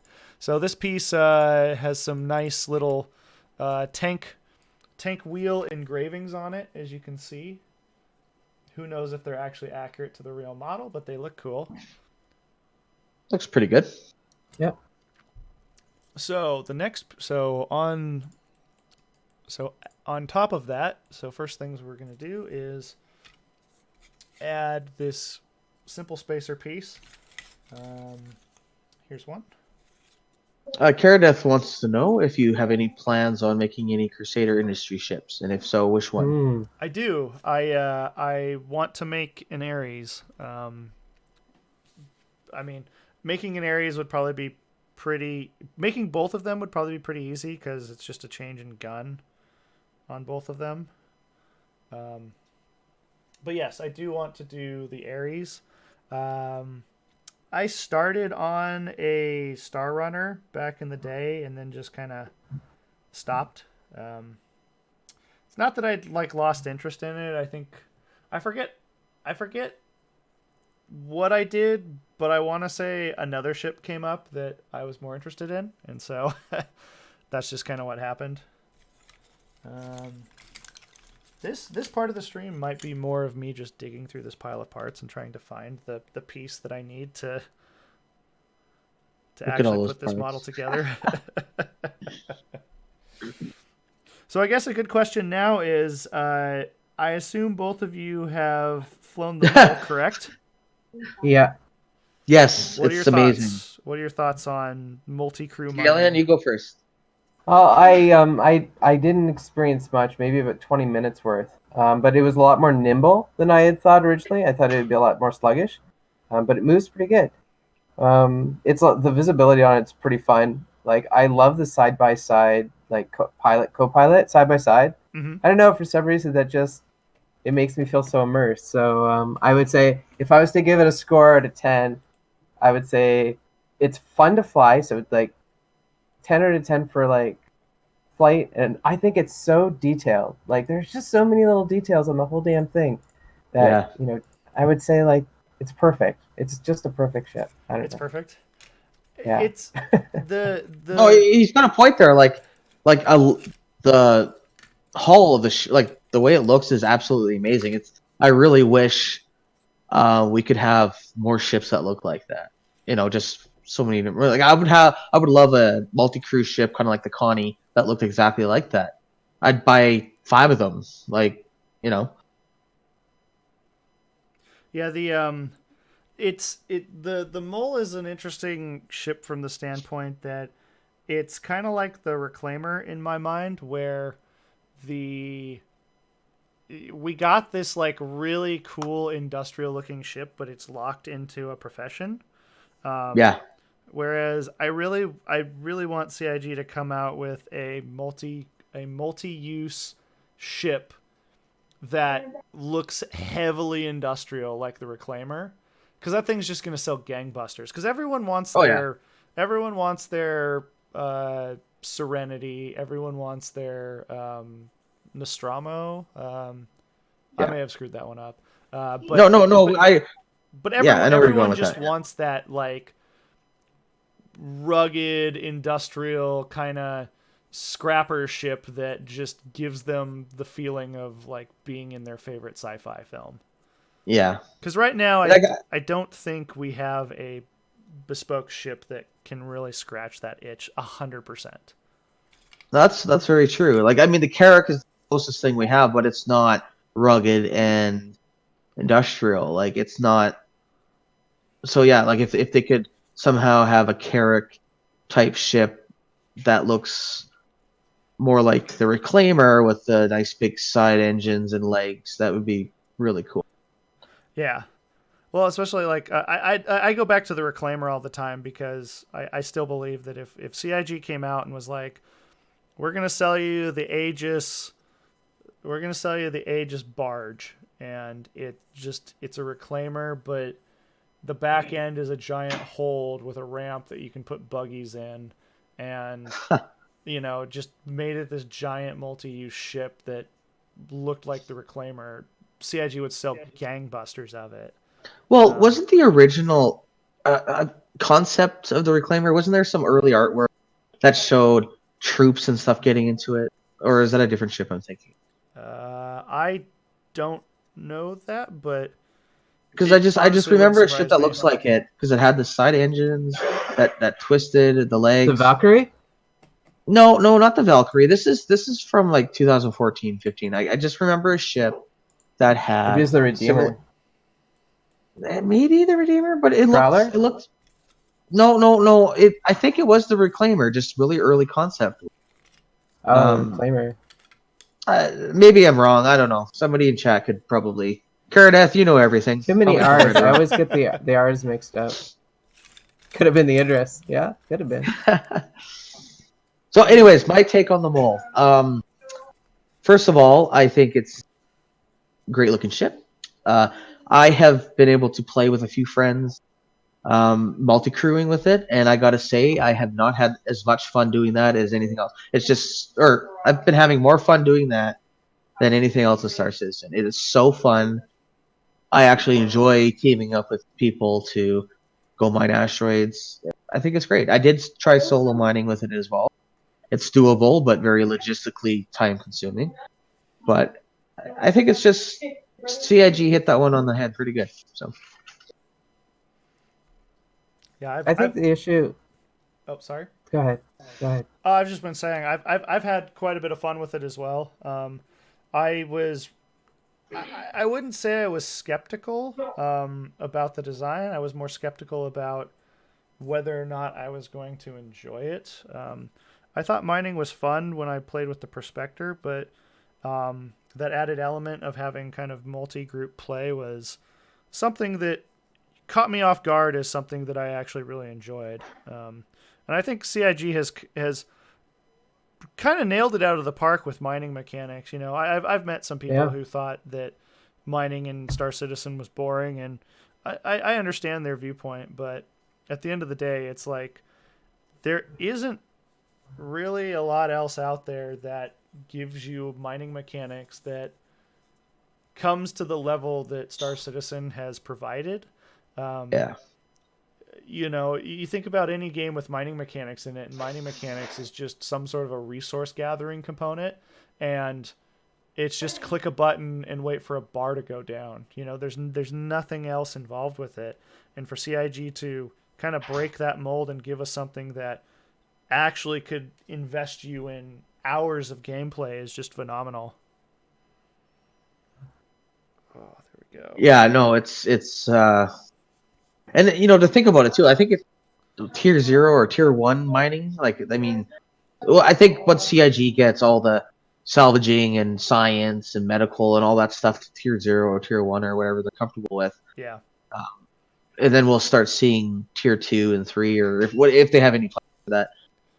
So I can imagine how much better mining will get even from now. Like when it first came out, it was a bit lonely and boring. But I have grown to really enjoy it. And now with group gameplay, it almost feels like tier 2 mining now. Like I just feel like it's so much better. So yeah, for sure, it's definitely. I'll be curious to know where they go with it. I'm of the opinion that that Star Citizen needs. So on the Squadron 42 roadmap for a while now has been soft body physics, and Yes. I don't really know. So I don't really know CIG's purpose for it. You could. I think that's what they need for reclaiming. So salvaging, I mean. that's my Could be, yeah. my guess is that soft body physics is something they need for salvage mechanics. Yeah. Because Yep. that would take salvage mechanics to an 11. It would make it really Yeah, well, engaging and gameplay.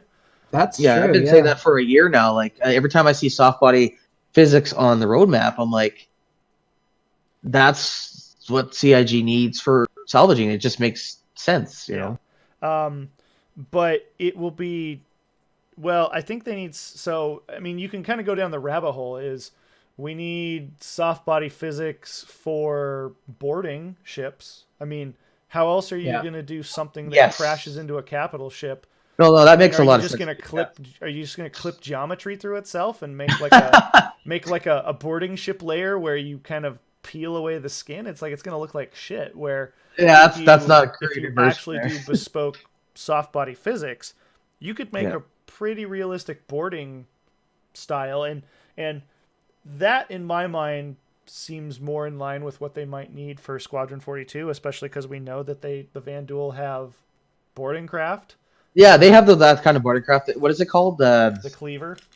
The cleaver, like it just sticks right into the hull of the ship and opens up, and the guys come out. Yeah, like that needs that technology for sure. Another thing that I thought of was maybe they might be using it for like cutscenes and whatnot.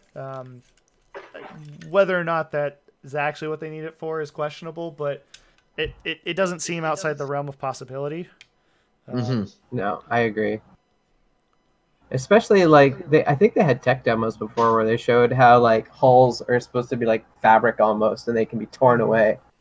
So I think what you're saying actually makes sense, and it's kind of interesting, right? Yeah, and like it kind of makes me think about capital ships. Like they're basically these FPS levels, and at this point, you're kind of like procedurally manipulating an FPS level. You know, like it would be collapsing or something like that. And that just hurts my brain thinking about how that would work. You know, it's not easy. It's complicated. Yeah. Oh. So as we're putting together the Tonk model, I'm getting kind of close to being done with the track stack up here. And one of the things I wanted to point out was that buried inside the tracks that you don't normally see, I have this cutout, and this cutout is actually for the tank treads to stick into the material, because I didn't want to have some tank treads that were shorter, since the tank treads kind of take up this entire width and then stick over some. Actually, we can see it here in the model. The tank treads kind of stick into that cavity, and that's just a little teaser, or a little Easter egg, if you will. So whenever somebody, aka me, gives you a model of the Tonk, you can be like, oh, I know that there was a cavity there for tank treads. What's interesting about this model is that a while back I started on a project, and I shelved it just because I went on to other models, but I bought a remote control tank base on eBay for $10. I mean, just like basic mainland China, cheap tank base, but it was the perfect size that I could have like redid this entire model and put it on top of that tank base, such that I had a little RC Tonk to drive around. And I thought about doing that for CitizenCon last year, but I ended up doing my other stuff for CitizenCon. But that might come back one day if I find enough energy to create a little RC tank to drive around. You know what? I would love to see that. I think that would be your next level of building models, is building little RC tanks. Hey, yeah. Hey, if that fire. if I get a booth again for CitizenCon next year, could we do these as giveaway items? Would you be interested in that? Yeah, sure. I mean, I did them last year for test, so. Oh yeah. Oh shoot. Okay. Well, I guess if they do it, then I shouldn't do that. Well, no. I mean, I didn't work with test this year, so, if you have a booth and want to do something, just hit me up and we'll make it happen. Yeah. So actually, I have a couple questions about that, Sigelion. So you've been to 2 Citizen Cons with booths. How, like, that's awesome. First of all, like, it's mind blowing that you've been able to get a booth at such a big event. But how are you able to snag those? Oh, it's just because it's a competition, and a lot of people don't really apply for it. Okay. Yeah. You don't think it's a Okay, so you competition just- race? You think that there's not enough people who apply for it? No, I don't think it's a. I don't think it's a. That's a really hard one to say. That's a really hard one to say. Got him on the spot. It is. It's a hard It's one something to say that- because like when CIG comes to me, when CIG puts a post on the RSI website and goes, we are doing citizen booths at CitizenCon. The first thing that pops into my head is, oh hell no, because it's just this. It's a logistical nightmare. I don't want to go to Totally. I don't want to go to CitizenCon and say, hey, what do I want to do? Do I want to walk around and talk to people I know and enjoy the event, or do I want to go sit at my booth and like shake people's hands? I mean, no, that is absolutely no offense to what you do or what anyone else does with their CitizenCon booth. It's just not what I want to do. Gotcha. Oh, what's going on with my sec here? You're still coming in. You're still coming in just fine. Okay, because it looks Oh, one second, let me your refresh. webcam though is messed up. Is yeah. that the gift that you said that you're gonna Yeah, I'm just raving here, guys. Woo!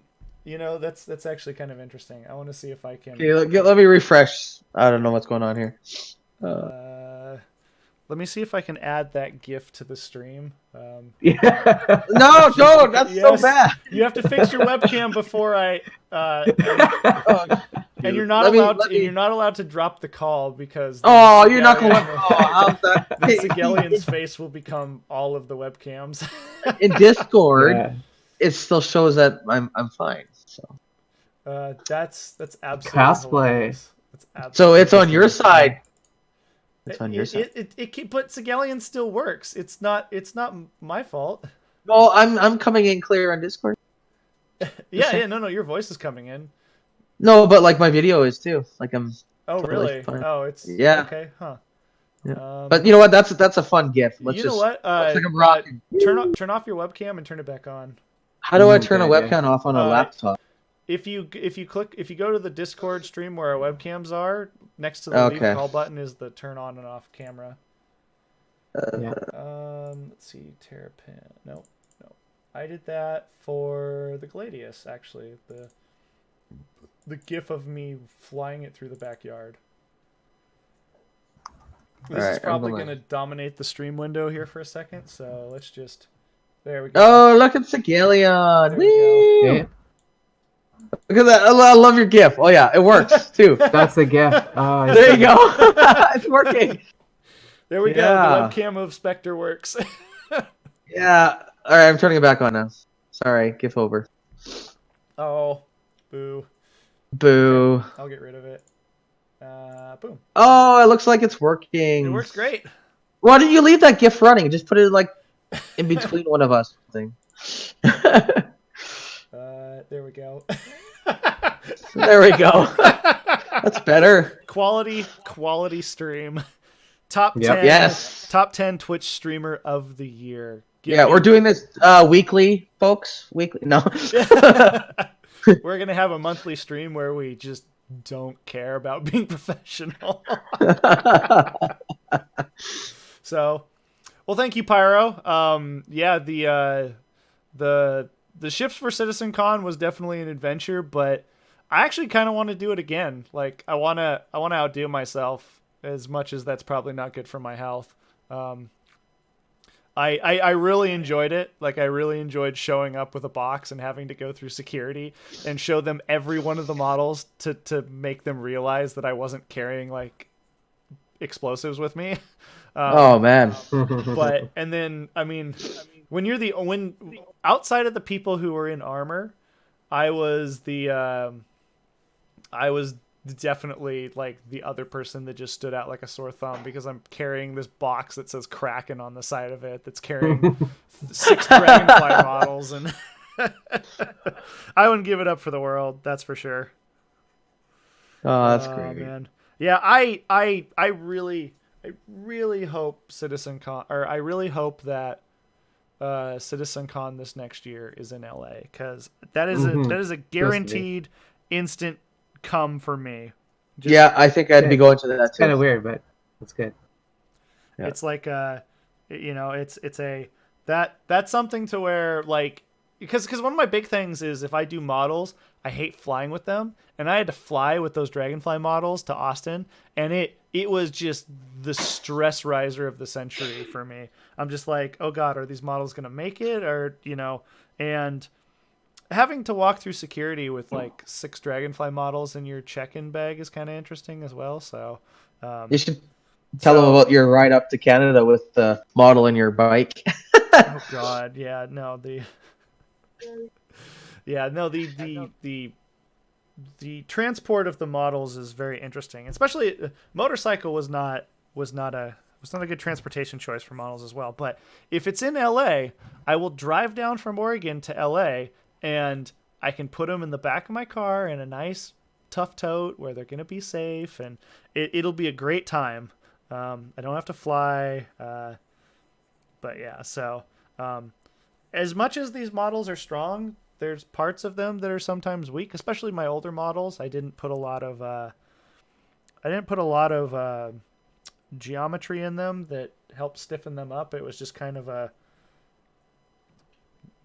get it done kind of motif. So but a lot of the newer stuff's a lot stronger. I can already tell that this tank model is going to be really strong. Yeah, look at all. Yeah, there's lots of layers there. I mean, we have this tank base is currently like 5 layers deep right now, and it's definitely gonna be able to withstand everything. It's kind of interesting. I've been meaning to. I wanted to send a tank to that crazy Tonk guy for a while now, but I just haven't gotten around to messaging CIG and being like, hey, can I get permission to send this to somebody? Yeah, it seems like he was fitting for. Due to an error in my laser cutter, there's a piece here. It's this piece right here. So this is the base of the turret, and so it's covered up by the turret. But I originally was going to have that crazy Tonk guy like engraved on here, so that only the people that have seen the stream would ever know that it actually had his name on it. Oh, cool. That would have been neat.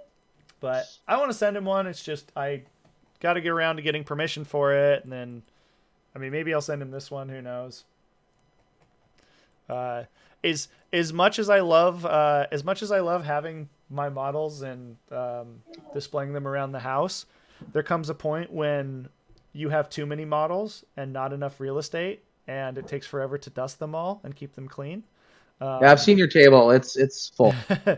Yeah. So it's definitely a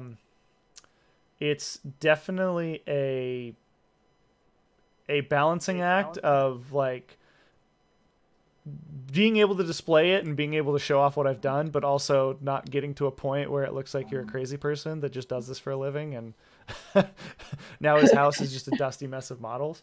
I've definitely kind of curated a lot of, or I've culled a lot of the models to where I'm only really displaying a lot of my more recent stuff, just because I think they're better. I think they're better built. I think they're better designed. Like the military Hornet model I showed off earlier. And so there are some older models that are in a box right now. It's sad to say that they're in a box and nobody can see them, but it's just kind of the fact of the matter. So, Yeah. Pyro says just send them down his way. hey, you know what? If I had permission to do that, I probably would, to be fair, because I built them to be enjoyed, and it kills me to not have them being enjoyed. So, if CIG gave me free reign to give away my stuff, I probably would give away about half the models I have right now. So, okay, so we have the tank treads done on both sides. Well, partially done. So currently we have kind of the shell and the gap and the tread holder itself done. I should probably do the tank treads right now, actually. You know what? We're going to do the tank treads right now, and I'm going to see if I can do them really quickly. I'm just going to basically squirt some glue down and just slap these things in. And hopefully it goes really quickly. But who knows? I'm going to be honest with you. I am so surprised that each one of those is a piece of wood. Is what? It looks like grains of rice. Oh, Yeah. yeah. No, I have a towel full of tank treads here. Maybe what I'll do is it'll be. Hey, Riceman, you spill your rice? Sorry, that was. Sorry, I should have said that joke first. But I'm gonna. I have to still say it anyways. He's the maiden of rice. Yeah, I am the maiden of rice. Actually, I'm going to become tank tread maiden. As you can see, new career change. Career change. Send them to me. I'll take them to the Austin office. Yeah. Well, that's what I have been doing. I mean, I sent Synthwave a Gladius. When I get the Terrapin done, I'm probably gonna send it or a similar one to Disco because he really likes the Terrapin. Oh, you gotta send him a Carrack. I need CIG, if you're listening, I could really use the latest Carrack model because the Carrack I've done is the old one, and the new one is not the old one. So, hint, hint, wink, wink. But I can wait. What, 2 months for the Carrack? It's not that big a deal. It'll be the day before release, and they'll still be polishing it up. So yeah. Don't be surprised. That's all I'm saying. It'll change a little bit yet too. I'm sure it won't look 100% the same as it did at SitCon. But Riceman Ultimate Energy would definitely love a little Starfarer. That's all I'm saying. Oh, you Just want a a little Starfarer? Yeah. Have you made a Starfarer? Me? I have not done a Starfarer yet. I was just gonna say that would be hard. Yeah, I can't imagine how that would work. So MISC ships are interesting because MISC ships are entirely rounded surfaces, and it drives me. Rounded surfaces drives me insane. That's why I've done the Reliant. I did the Reliant. I cut my teeth. I did, I did something like that. But I started a Starfarer a very long time ago. I gave up on a Starfarer a very long time ago. I think I have the skills to do it successfully. I have the skills to do it successfully now, but it would be a large time sink, and I will be honest that I just don't have the energy to do it.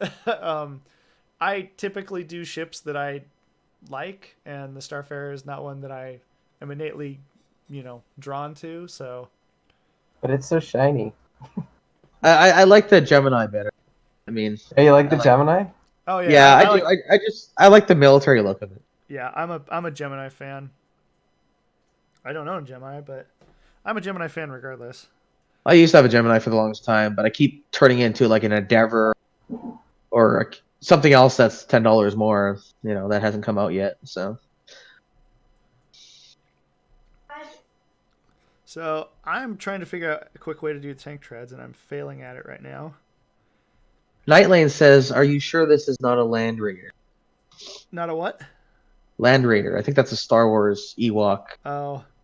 Yeah. Is that the giant tank thing that the Jawas are in? Because I think it's the big Sandcrawler. Yeah, the Sandcrawler. Oh, is it? Okay. Sandcrawler. I thought that's what it was called, but maybe they changed the name. Spoiler Wow. alert. Look As you at can that! see, Look at that glue action. So as you can Look see, at that. I applied the glue Yeah, he's got to mad skill. the heights, not the valley. The valley is where the glue belongs. So this is gonna Yeah, but when you require a push little the bit wood in, you don't go in, right? Yeah, I'm gonna try my best to. Actually, you know what we need to. Night Lane. my- What is the Land Raider from? Night Lane. Maybe a Land Rover from. What's the one from Star Fox? Oh, Oh, the yeah. Landmaster. Landmaster. Okay. Yeah, the tank from But yeah, N64. Warhammer. Warhammer. Okay, Mm. okay. Yeah. Ooh, Warhammer. This whole stream is heresy. God, I love the lore of Warhammer. Like, I think that if I hadn't started doing models for Star Citizen, I probably would have done Warhammer models, just because there's so much great like visuals going on, which just Yeah, that is. it's just so over the top that it just makes me smile every time. I have an art book with Warhammer Really? in it, and it's just phenomenal. Is it 40K or is it one of the other Warhammers? It was actually the MMO that was Oh, out. Yeah, I have the artwork from really? that because I got the collector's edition. It was a short-lived MMO. It was like 4 years, I think, but it was a good MMO, but it kind of died off too quick. But yeah, that I got the collector's edition, so I got the artwork book, and it was really cool. There's lots of nice stuff. I'm reading about this MMO now because I've never heard of this before. Yeah, So it came out. So how long did you play 2008. the MMO for? I played for a year and a half. I think a year and a half. It was 2008 to 2011, so Okay. 3 years. Oh wow, that's not bad. Well, the reason is BioWare bought it and then killed it right before SWTOR came out. So I see. I don't know why. I think it was to do with EA or something. I think EA bought it and then they gave it to BioWare, and then BioWare's like, yeah, no thanks. And so. So okay. So then, what did you do? Were you like a? It was a lot like I'm not gonna say geez, I can't even think of the name right now. WoW. It wasn't like WoW. It was more like oh, actually, okay. It was kind of like World of Warcraft, but in the sense of you had all the best mods downloaded. You were able to. There was so much freedom. There was group gameplay, kind of like Rift, Really? where like you could just come and go through action sequences and participate in random world events, and you were able to yeah, and it was really, it was Warhammer driven, right? So it had all the races. The graphics were really good for the time. It was. I would say It it was was made by the same. It was made by What? the same company as Dark Age of Camelot, so I imagine it Okay. must have been a lot like Dark Age of Camelot, right? Huh. Yeah, it was pretty similar in some senses, but it was modernized, of course, and it really is well, in the sense like Sure, you're right. it had a lot more features. Like when you know when you play an MMO for the first time, it's bare bones. There's not a lot of little things that make your quality of life better while playing. This had all those quality of life improvements from the start. So you were able to track where your quest was. You were able to ping things on the map. You were able to see where your friends were on the map and all that kind of stuff. So it was kind of ahead of its time. Really, like it was such a good experience. I really enjoyed it. So Did you play Rift as well? Because you mentioned Yes. Rift earlier, and I haven't heard that for a long time. yeah, it's still going. It's still a game. I haven't played for years, but I Wait, played for the first. Wait, I Rift beta still tested. exists? Yeah, it still has a decent following actually. Oh, dang. Yeah, no, I beta tested it for 6 months, and then I played for about a year when it came out. So, but I was playing Star Wars: The Old Republic, and then that kind of ate all my time. Worst timing ever. Yeah, it was. But yeah, so Nice. Yeah, I definitely haven't. I haven't played a ton of MMOs. I think it's just it's weird to say that the time sync sometimes doesn't work for me, but at the same time, there are games that I've sunk a lot of time into. So it's MMOs you have to keep up with, though. That's the thing. You have to be current all the time or you get left behind. And there's a lot of reason, like every year or two, there's a new expansion. You start from nothing again. It's frustrating. Mm-hmm. It's a lot of work. It is, Good job. and it is. It's like a full-time job to keep up with it. So I don't play MMOs anymore. Star Citizen will be my choice of games when it's ready to Well, go. hopefully, when you log into Star Citizen, like it's a job, right? Hopefully, it's a job that you enjoy. That's what I hope. Yeah. Absolutely. Yeah.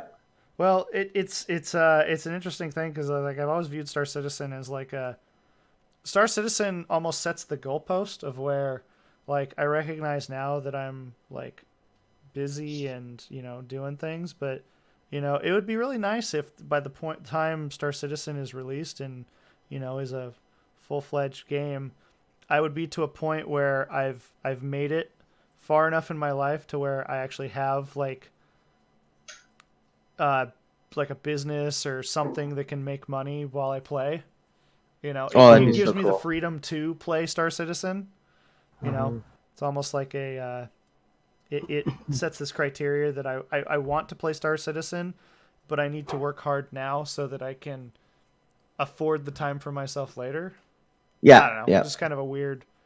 No, I know what you're saying. That makes total sense. Well, I will say that I am almost done with one set of tank treads. It looking so awesome, I gotta say. Wow. Yeah. One more, two more. That is pretty so impressive. Go ahead. It's pretty impressive that you can do this whole build. It's like building a model, and you're able to do that in the timing of a stream. Like how long have you been up for now? Like an hour, maybe? 2 hours.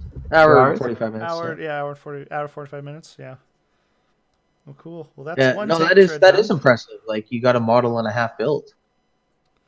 Yeah, we're gonna have 2 models built. We're gonna be, dude. If we land on the 3 hours that I thought I was gonna go for, it'd be golden. Woot! Question is, do you have a backup model to build? And I still have beer too.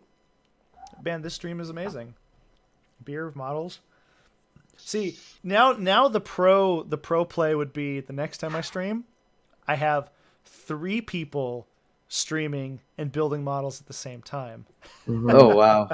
Set the bar a little high there, Riceman. I know. Give me a starter, I'll do it. I will not stream regularly, but every time I stream, it will be this huge leap in quality above the last time I streamed. Yeah. Don't learn from repetition, learn from just inefficiently trying to be better. All right. One more tank tread and then we'll finish this body off. So Sigelion, what do you think? Let's talk about 2020 and Star Wars. What do you think? Star Wars. What do you think? Highlight Star Wars. Star Wars. That is a bad word right now. I'm sorry. So, will we go to the ICC probe and then Ray will be there and she'll be like, "Help! I need you to go do this mission for me because I'm a first class cartographer."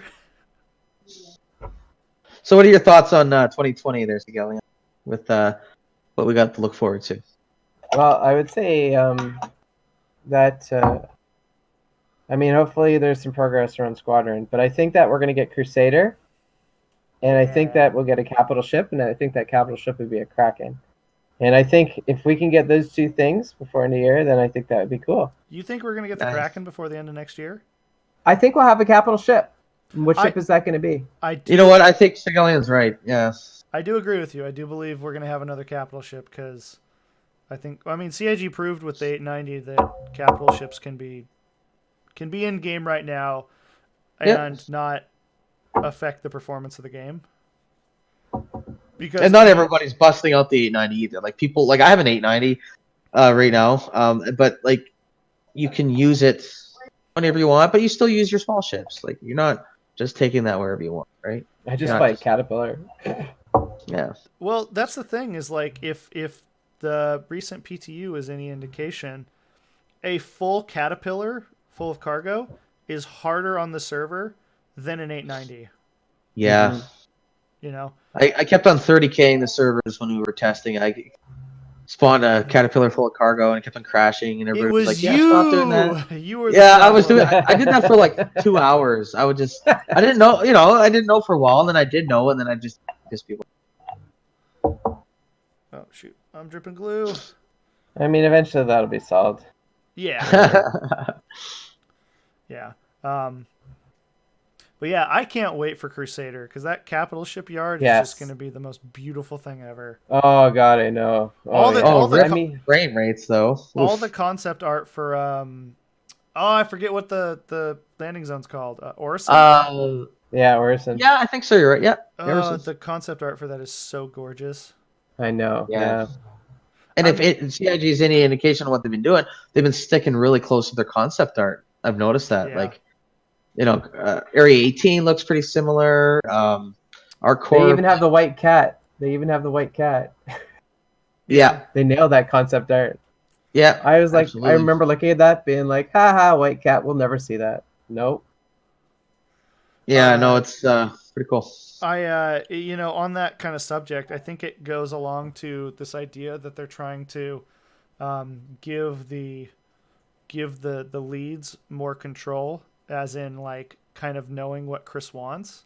Because the less they have to run through Chris, the quicker things get approved. That's right. Yeah. Mm-hmm. And so it'll be interesting. It'll be interesting to see how that improves over this next year, especially because, again, I think the concept art for Orison looks amazing. And if it looks anything like the concept art does, it's going to be like Babbage is gorgeous, but Orison's going to be just 10/10. And I used to be worried about like frames and stuff, like how kind of what kind of computer you're gonna need to play the game. But CIG has proven that they can make better technology with less resources. So yeah, that I'm more encouraged now to actually fly to Orison and experience it without my computer melting. So well, that's one of my biggest gripes with like the ray tracing technology that NVIDIA has been pushing pretty hard with is ray tracing is an old technology. Ray tracing is a very inefficient old technology. And so a lot of the big like pushes forward and advancements we've seen in tech over the past like 10, 15 years has been when you've cheated the human eye, because the human eye is very easy to cheat.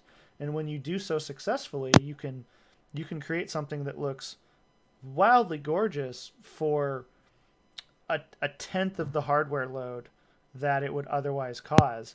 A great example of that is bump maps, where you can create 3D looking surfaces with a 2D surface. And bump maps have been a huge step forward in like making hardware inexpensive, beautiful scenes. And it's advancements like that help push forward kind of what it is we can do and what it is we can do. And ray tracing, in my mind, is kind of a little bit of a step backwards, because ray tracing is a very brute force way of doing graphics, and it relies heavily on hardware power. And I don't think that's what we should be doing. We should be having bright people, mathematicians, computer engineers, computer science people making ways to trick your eye such that you create these gorgeous looking graphics for relatively low overhead, because it's the only way we're going to push forward, especially when you have games that are going open world and they're having huge environments that are just wildly graphically intensive. What CIG is doing with when they introduce the whole idea of where you look is where graphics are rendered, and everything else that's out of your peripheral and behind you despawns from or deloads from the machine. That's great. That's cheating. What's funny? What's funny about that is when games were first developed, that's exactly how they loaded. And back in the they would only show where you're looking. And it's funny how we've started off with that technology. I mean, old school, of course, is easy, simple games. But if you look at Doom and Duke Nukem and stuff back in the day, it was no, like the 3D games, like Doom and stuff. Like it showed. That's how they rendered the graphics, and then we switched to where we are now, and now we're going back to that sort of. Well, there was definitely a time when I mean graphics kind of became the as we moved into 3D space, graphics became the driving selling feature of games, and then it became this race to create the best looking game, regardless of what innovation you could put into it. It's like make the texture files larger. Add more bloom to it, that kind of stuff, and it's just one of those things where once we started reeling it back and we realized that games can sell outside of their graphics, that's when we started innovating again, and we started getting games that push the envelope of what a game can look like and how a game is constructed. Absolutely. And I realized that I am 3 tank treads away from being done with tank treads. Nice. You have a whole bunch extra then. I do, because I kind of ham-fistedly just make tank treads. Yeah, I was gonna say, I'm like, you probably don't sit there and count out each one. I definitely don't Oops. 1 tank tread for you. 1 tank tread for you. 1 for the house. 1 for the garbage. If you order now, if you order tank tread maidens patented tank treads, I will double your order for free. Just pay shipping and handling. It's like Five Guys, the extra dose of fries on top. Oh, you just made me want Five Guys now. I know, right? What did I just do? I'm starving. Why did you do that? I want a bacon cheeseburger really bad now. Everybody in chat, who wants Five Guys? Let's yeah, I love Five Guys. 5 Guys on me. Just put your address in chat. Yeah. There you go. Don't do that. That's probably against the terms of service for Twitch or something. So. Because everything's against the terms. Everything is against Twitch's terms of service. So. Everything. Ignore what I just said. I was just gonna say, I hope you have adult content on turned on for this stream. So. I was looking for that actually. I was just like, I'm just gonna turn on every warning for this stream so that this is kind of intimidating actually. Sorry, I'm cutting myself off, but I have like 2 tank tread bodies just like sitting in front of me, and it's kind of intimidating because I've never built a 1/64th Nova before. So oh really? So the only Novas I've built have been half size, because I have some wood that is half as thick as this, and I've only ever built the 1/28 scale one. So this one is like, okay, so me putting in all these little tank treads here, think about me doing this at half size. Okay, that was my life when I originally built this thing. So everything was half the size, even those treads were half. Yes, half the everything was half size. Ooh. So it was a tiny tank with tiny treads, and it was annoying. But I got it done. So now I need to find all the pieces that go on the front of this thing. I know there's a bottom piece around here somewhere. Okay, so here's one, and here. Okay, so here's the bottom. So this guy goes there. This guy goes back here. This goes up front. And see, I'd just start gluing all that together, hoping that something cool, And that goes there. Cool. I have all the pieces. So I'd probably be using duct tape. there you go. Just duct tape everything together. Heck yeah. All right, so let's see if we can get this tank body together. This goes right here, yeah. Actually, if you get some of that camo duct tape, that'd be perfect. Yeah.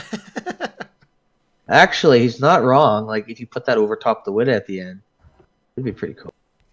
The camo tank. You never see it. It's invisible. Yeah. It's like I lost it again. Darn it. I can't find it. Okay, so let me set that down. I gotta glue this. Let's see my awesome glue. Ah! No. Okay. Uh-oh. I'm just gonna do this.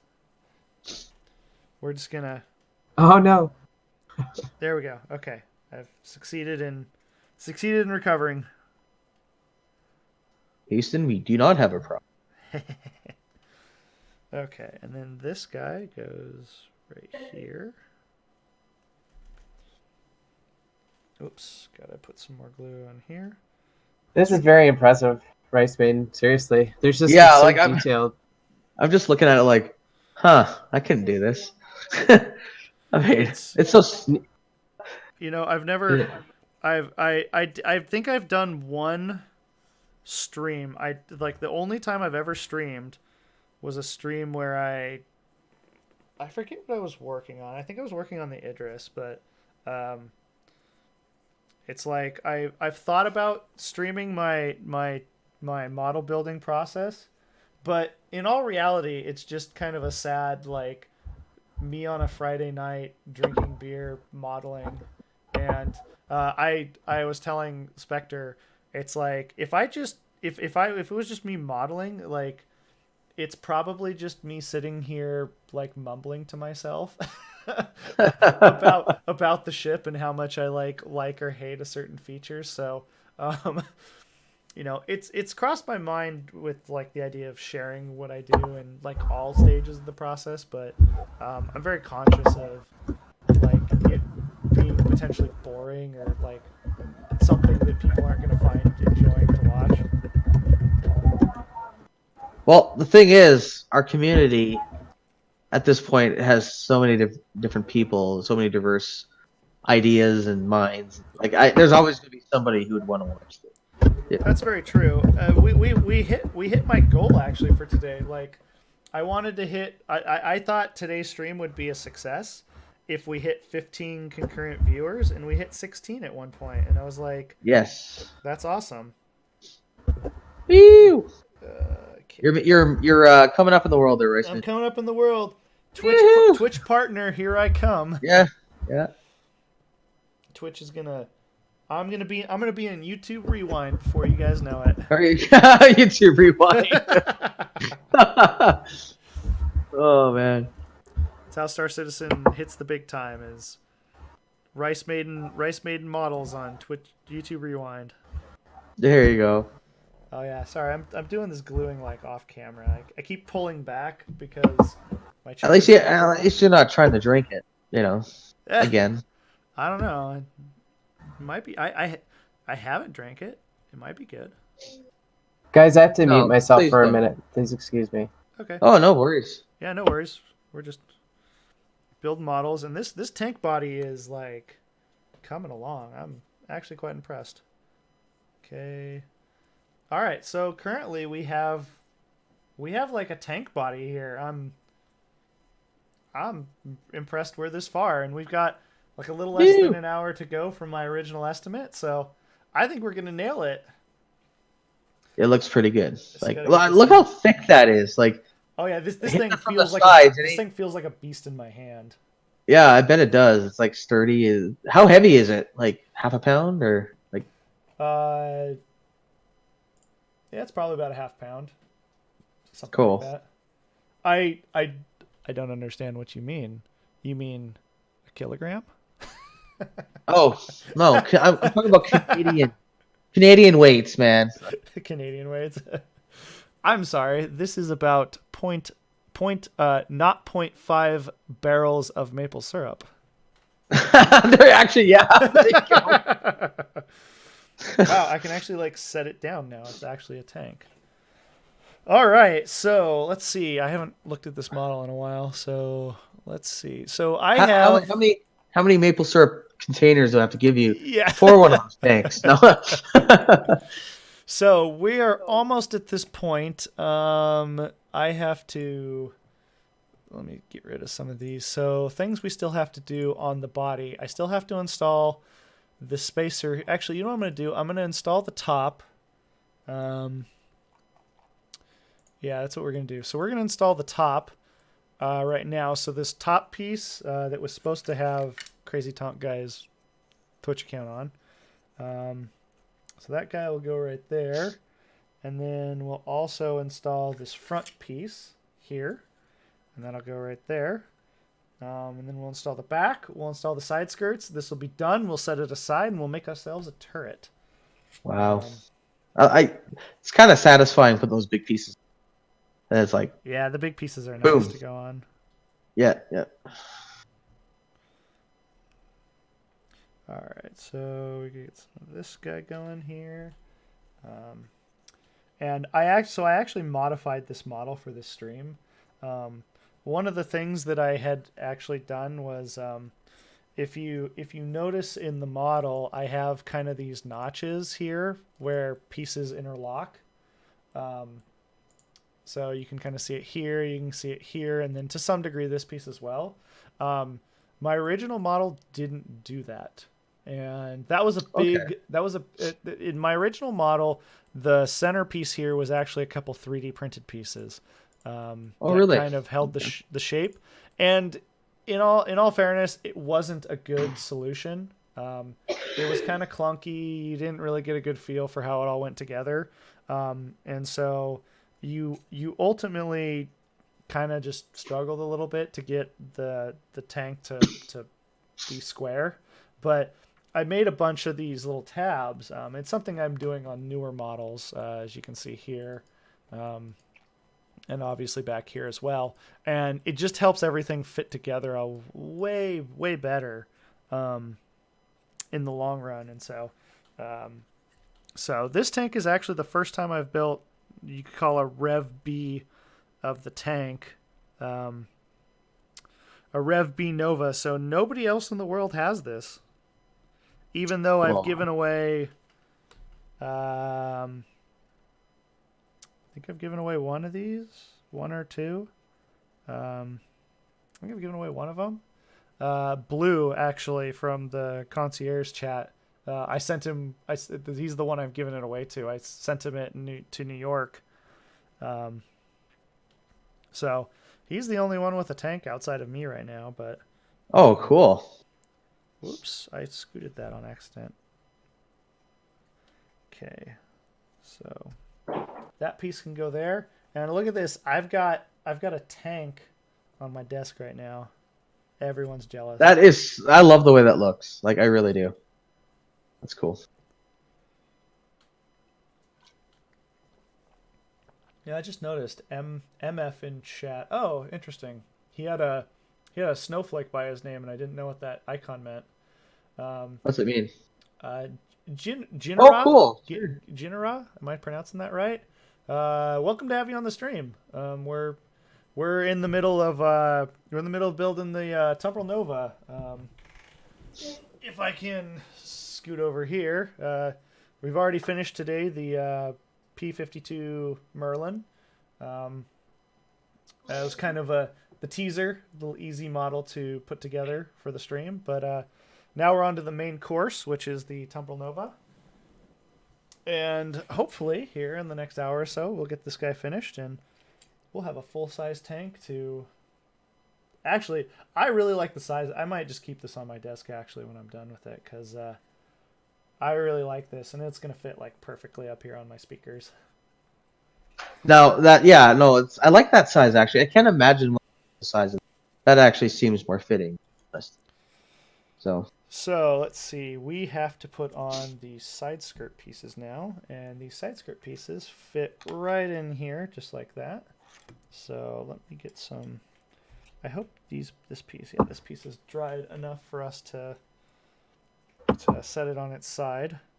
And we'll get this guy gluing on here. So Bannerwolf says we're supposed to have giveaways or something like that. Yeah, he said we're supposed to have giveaways. I mean, we can give something away. I'm not opposed to it, but it's just I don't know the ins and outs of it, so yeah, I've never done that before.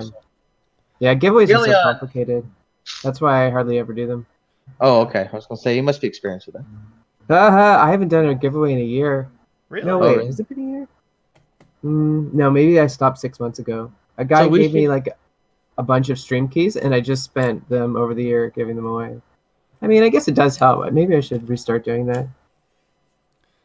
How often do you give away an 890 or something? So Yeah. Sigillian, how often do you stream? So you broke up there. Oh, how often do you stream? Oh, Monday to Friday, 7 a.m. to 10 a.m. Oh, okay. Yeah. Oh wow, you're Just, pretty yeah, it's my life. um, nice. but it's just recently, Spectre. I don't know if you saw, but we incorporated the spreadsheet to like pay people, and it's kind of gamified the whole trade game on the stream, which is kind of a cool thing. So Okay. What do you mean? What do you mean There's- pay people? okay, so I've been having this problem for the past year where people do cargo runs with me, and I had a hard time giving them money just out of like, how much do I pay them, and how much should I pay them in comparison to an escort pilot or a security person? Yeah. And I was always like, oh, I'm gonna make a spreadsheet for this, but I never did. And then a guy gave me one, and I made an overlay from it for my Twitch stream, which shows how much money people are making, like, every run. Oh, nice. And they compete. They try and make the most as they can in a stream, That's really cool. right? Like So really, that's yeah, the no, stream. that's cool. That is actually really cool. Yeah, So, I like um, that idea. So, out of curiosity, what would an average viewer expect to be paid from, one of your streams? I would say between 80 and 100,000. So in a 3-hour period. Oh, nice. Cool. Yeah. That's really not That's bad. comfortable. No. Yeah. I mean, I spent 2 hours last night mining, and I got 15,000. So I think that's pretty good. Yeah. So let me move this guy back over here. So we're putting the side pieces on the tank, and as you can see on the bench, I've laid out the side pieces. They're actually kind of nice. I've engraved I've engraved a bit of the detail from the side of the. They're like these vent things on the side of the Nova that I've engraved in the side of those pieces, so you know that they're part of the side. And so we're just attaching that now. And hopefully, once we're done with this guy, we should be on our way to move into the turret. So I have a question for you, Rice Maiden. Okay. So what? So you're working with all the wood there, but what is the purpose of the 3D printed part there? Is it just to offset that wood so there's a bit of a gap? Yeah. So it's kind of. I'm gonna see if I can show it on stream. As you can see, the profile of the side of the tank is not flat. Okay. Yep. And so what that 3D printed looks piece so does good. is it creates Okay. that kind Blend. of angle to it that I was looking for. And it goes back to kind of what I was saying, where the style of models that I do is very much a kind of an artist's eye, if you will, where you're trying to figure out how best to represent the geometry that's there. And actually, I can do it with this tank body. If I load, so here's the full tank in the model, and here is the, give me a second. Let me see if I can fix that. The original tank is half size. Let's see if I can get that. There it is. Okay. So what you're looking at right now is the CIG actual Tumbril Nova model inside my model of the Tumbril Nova. And Oh, wow. what you can see is a lot of my process is I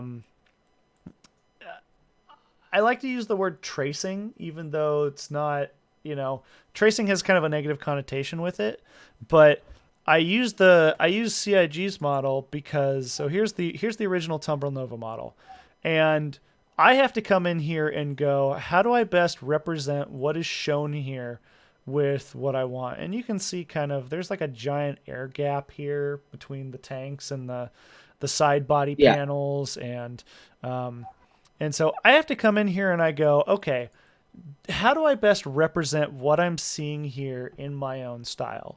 And so if I turn on mine, you can see that, well, I've represented this kind of side body panel now with these three panels that are kind of at an angle, and then I threw a 3D printed spacer in there because it very easily creates that multi-angled side that I was looking for. And so I guess I could have done that with wood. I could have created I could have taken a piece of wood and turned it sideways such that, it created that geometry kind of like this. But there's a lot of ways to solve the question. And I think at the end of the day, that 3D printing piece was the easiest of the two. Because that geometry, I mean, the piece is not very big. It prints pretty quickly. And 3D printing just does a good job of taking up space if you really want it to. And so that's kind of what I ended up gravitating towards in that side profile of the tank. Okay, that's a and you'll see really some cool. of that in kind of my models. Oh,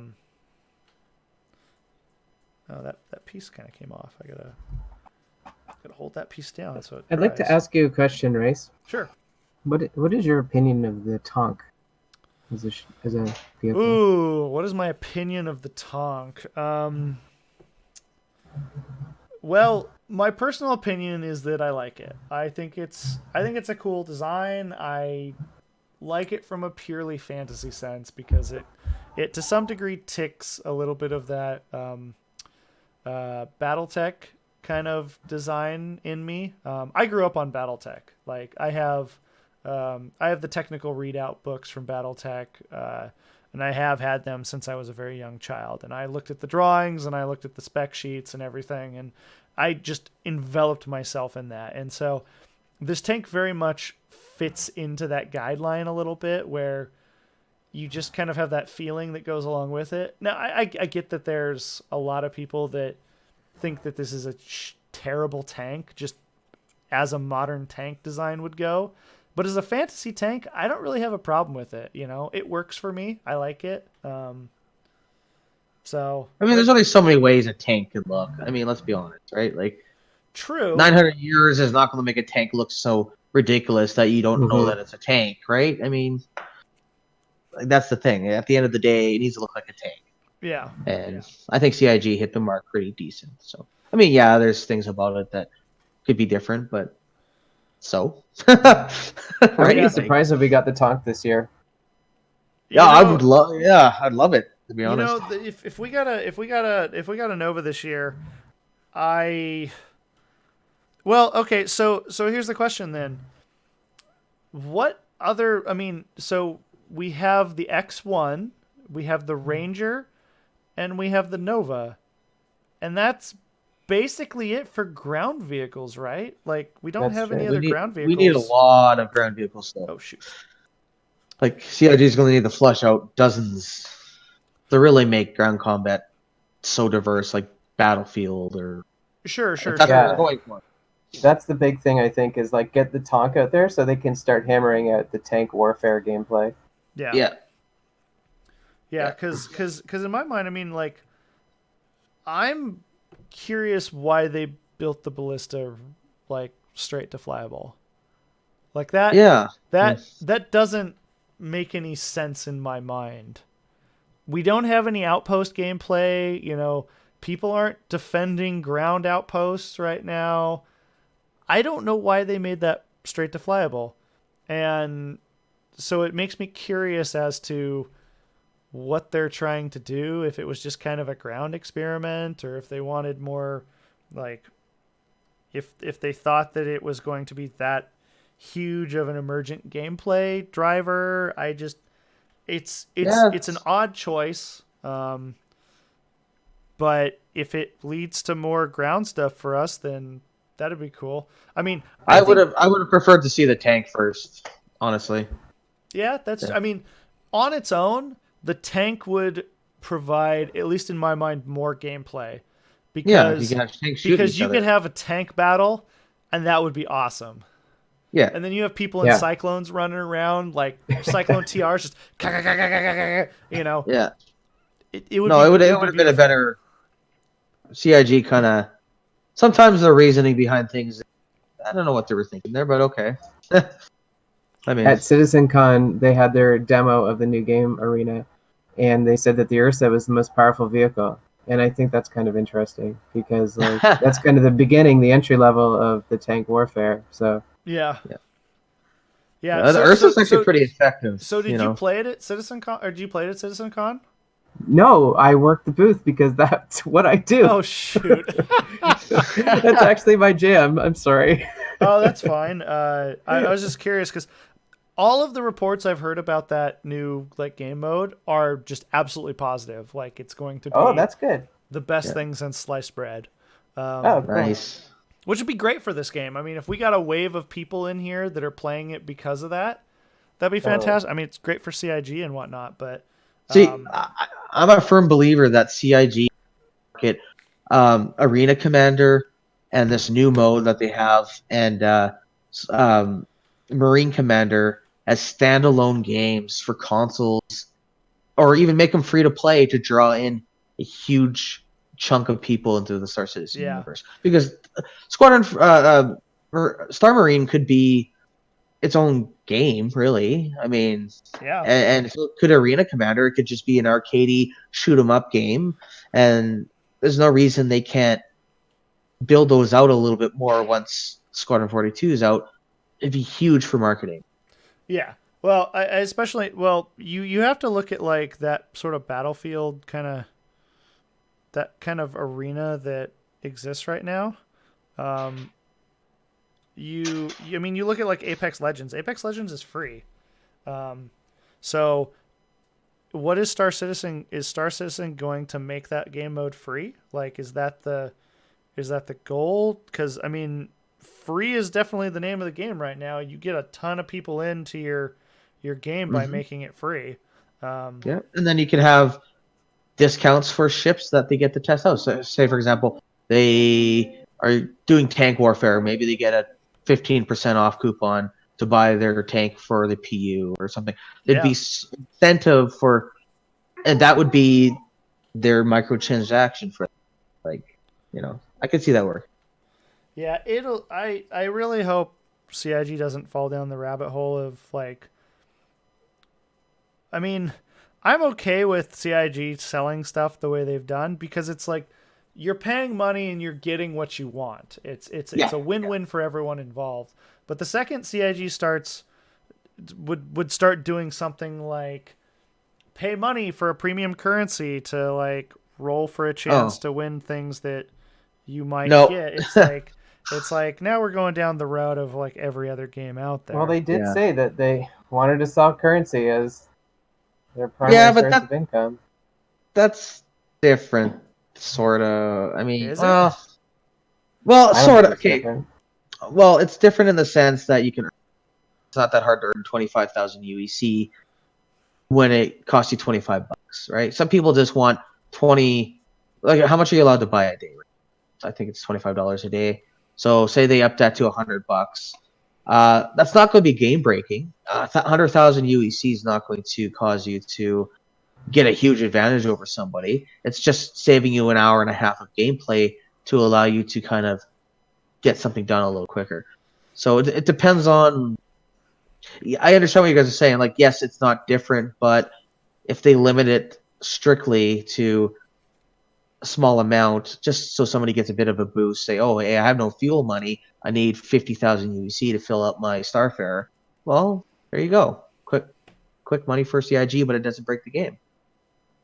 Why don't they just go get a job? Have them apples. No, I know, Skilly.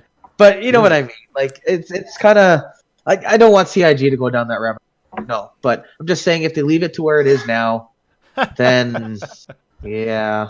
Moff's pointing out that you can lose 100K of UAC in about a second. Well, there you go. Game crash. But it's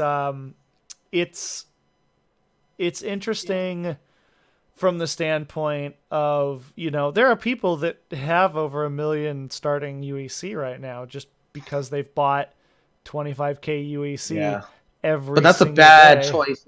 That's a bad choice of spending your money, in my opinion, versus buying shit. It is very inefficient. I will admit to that. There's one guy in Spectrum Chat that has 20 million UEC. That's $20,000 he spent on UEC. Mm-hmm. And it's like, that's a lot of ships he could have had. But he doesn't want that. He just wants to have a starting income for his FPS org or something like that. So I think that's almost as smart. I don't know. It depends on if you invest in ships, you'll increase the value. That's one thing. yeah, But I mean, holding onto currency is not a bad idea either if it's consistent, right? yeah, true.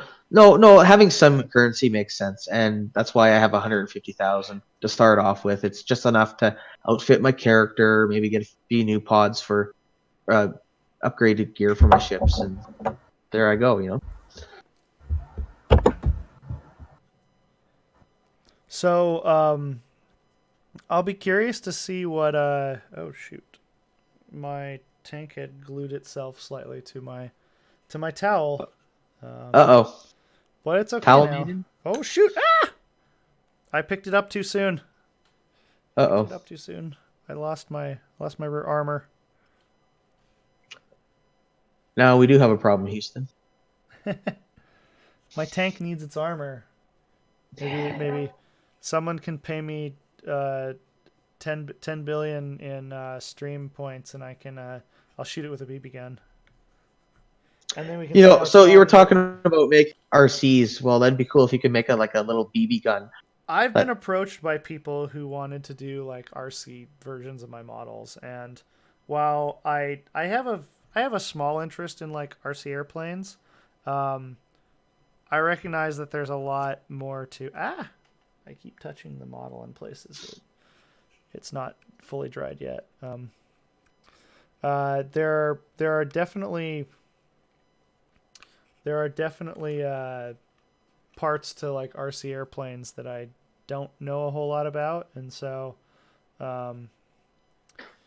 it's one of those things where I think it would be a fun project, but I don't know how like readily interested I am in actually pursuing like making a Hornet that I could go out and fly to RC plane park. Well, you can just always if you making a drone Hornet would be so much easier. You just attach a couple little engines to it, quadcopter motors to it, and call it a day. Yeah, and then there you go. You got a flying Hornet, but that's not so hard. All right, let's hope this piece fits. Oh yeah, it fits like a glove. Like a glove. You need to sit in there. And then we clean that up, and we got a little Nova license plate now. Hey, Sigelion, what do you think of the kind of like rechargeable missiles that the Tonk has? I didn't know it had those. I actually don't know anything about the Tonk. So the missiles they're all size 1s, but they're like a rechargeable missile. It's like an energy missile. So you have unlimited missiles on that tank.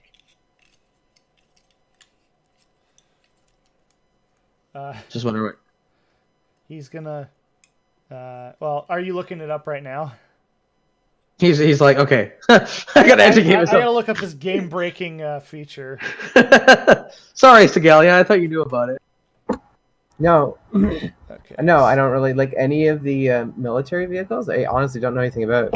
I'm a cargo pilot through and through. Fair enough.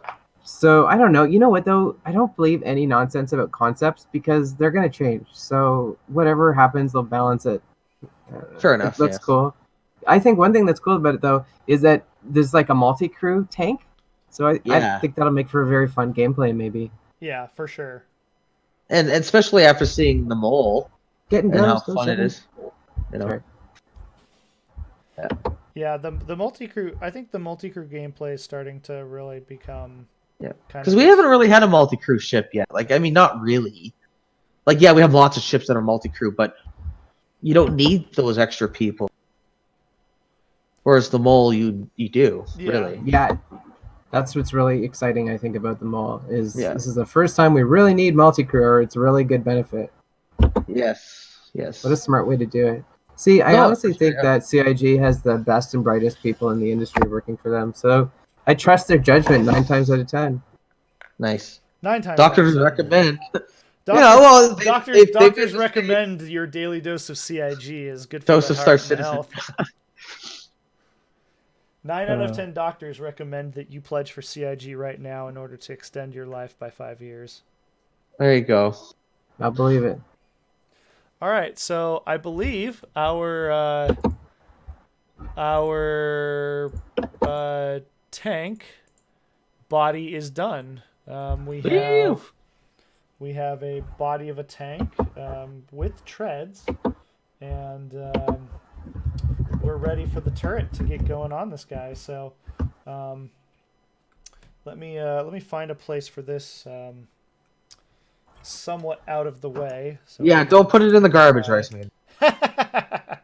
I'll just put this here. Oh, trust me.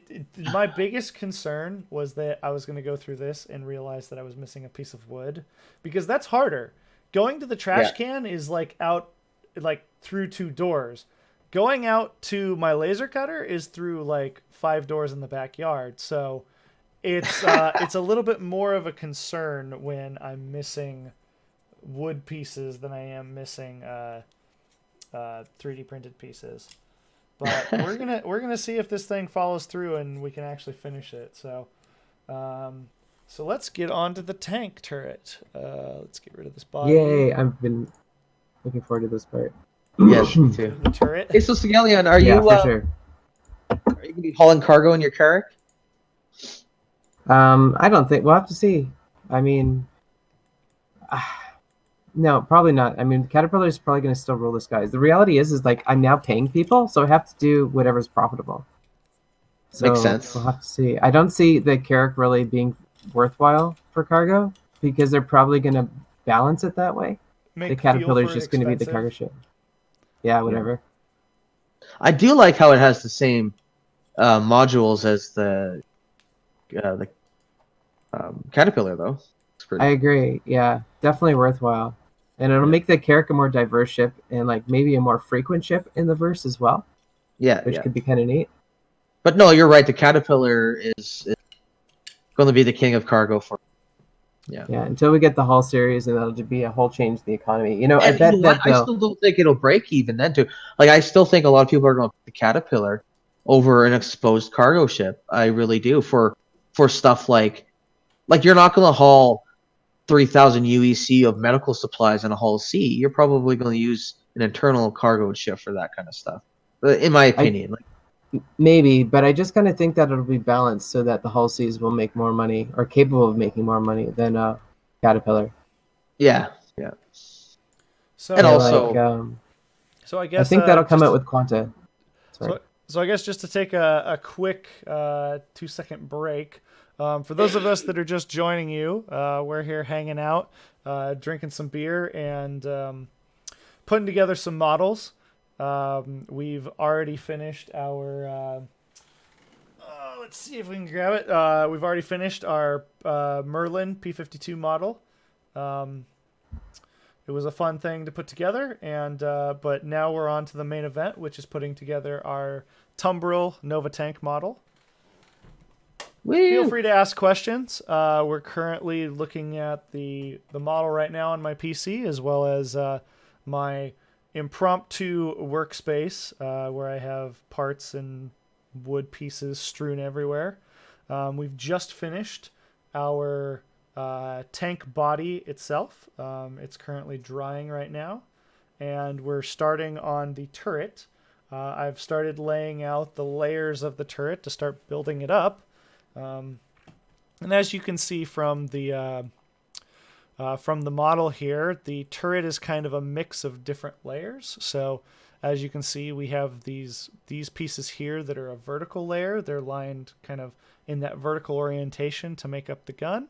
And then as you move to the sides, they start becoming a horizontal layer to make up that other kind of orientation of view. So I'll start laying these pieces out in that orientation before I start gluing them together, so you can see what makes it up and how it goes together. And then you watch me put it together. I'll get it all done, and then I'll run it around my desk and pretend to blow up stuff, and we'll all have a good time. Woo! So I have a question about the turret, actually. Okay. The main gun specifically. So I've noticed there you have the missiles and the size 2 guns. They're 3D printed parts. What made you choose wood for the main gun? What made me choose what for the main gun? Wood instead of 3D printed part. So It's a good question. That is a good question. I think ultimately for me, 3D printing is an interesting technology. One of the things you have to realize is that when you 3D print, 3D printing has to be its own structure. So let's hypothetically say I was 3D printing this gun and I wanted to 3D print this piece, okay?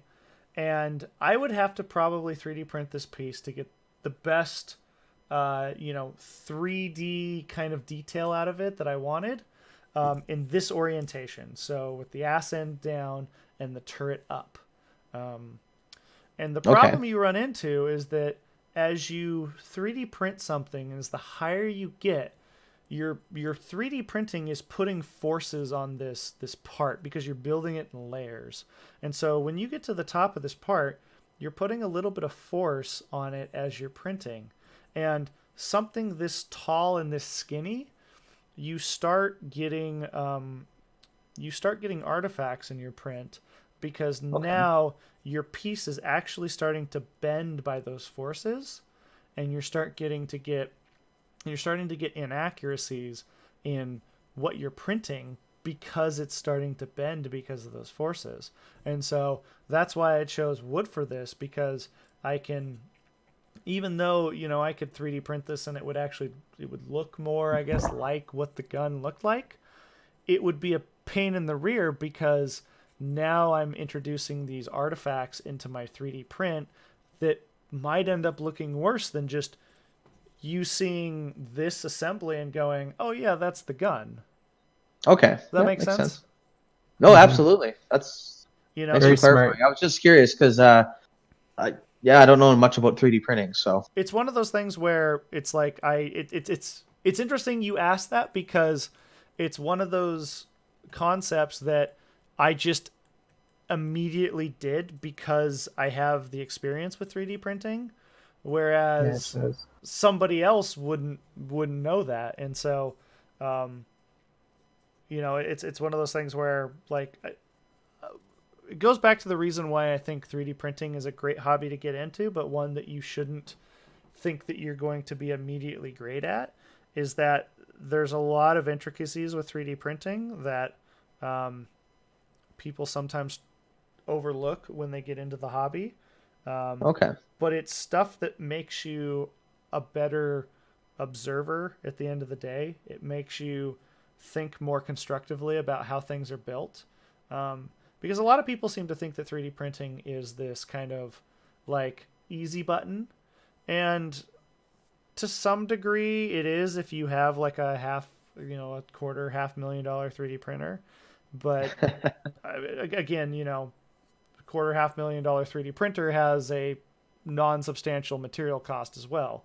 But on these hobby level 3D printers, you get you really sometimes, if you want the best prints, you have to think about how something's made, how the 3D printer makes the object, and how you're going to design it so that it can print out the best it can print. Because a 3D printer has a great thing where it can print out its own support material, so it can create support to support overhangs, to support odd geometry.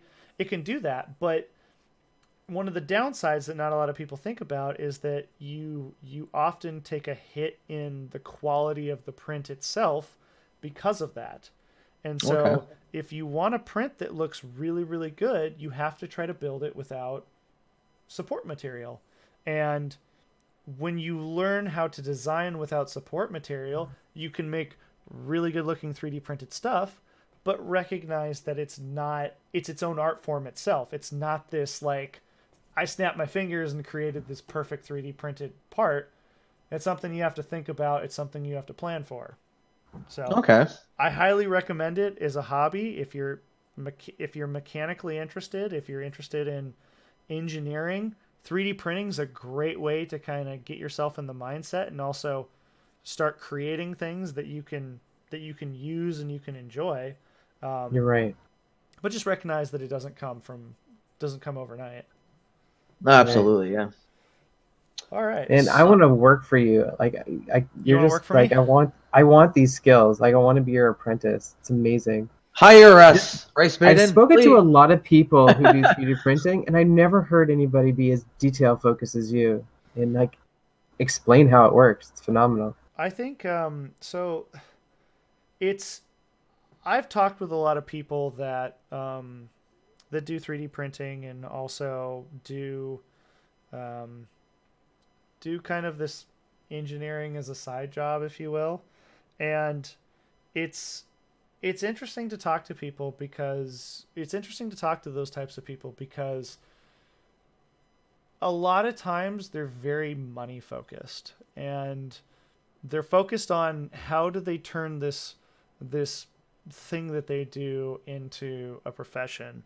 And one of the things that I started off with when I told myself when I started doing these when I made my first model, the Origin M50, um, I told myself that I wasn't doing this to make money. And I think to some degree that still holds true today. But for the past 3 years, none of this has been driven by a motivation to make any sort of money out of this. I've done it purely because I enjoyed it and Pure purely passion, because eh? I wanted to use it to get better at engineering. Because I'm a mechanical engineer by day trade. I work every day with building complex systems and using my skill set to successfully make my company money. And when it comes to kind of the stuff I do for a hobby, would I like it to make money? Sure, but does it need to make money? No, absolutely not.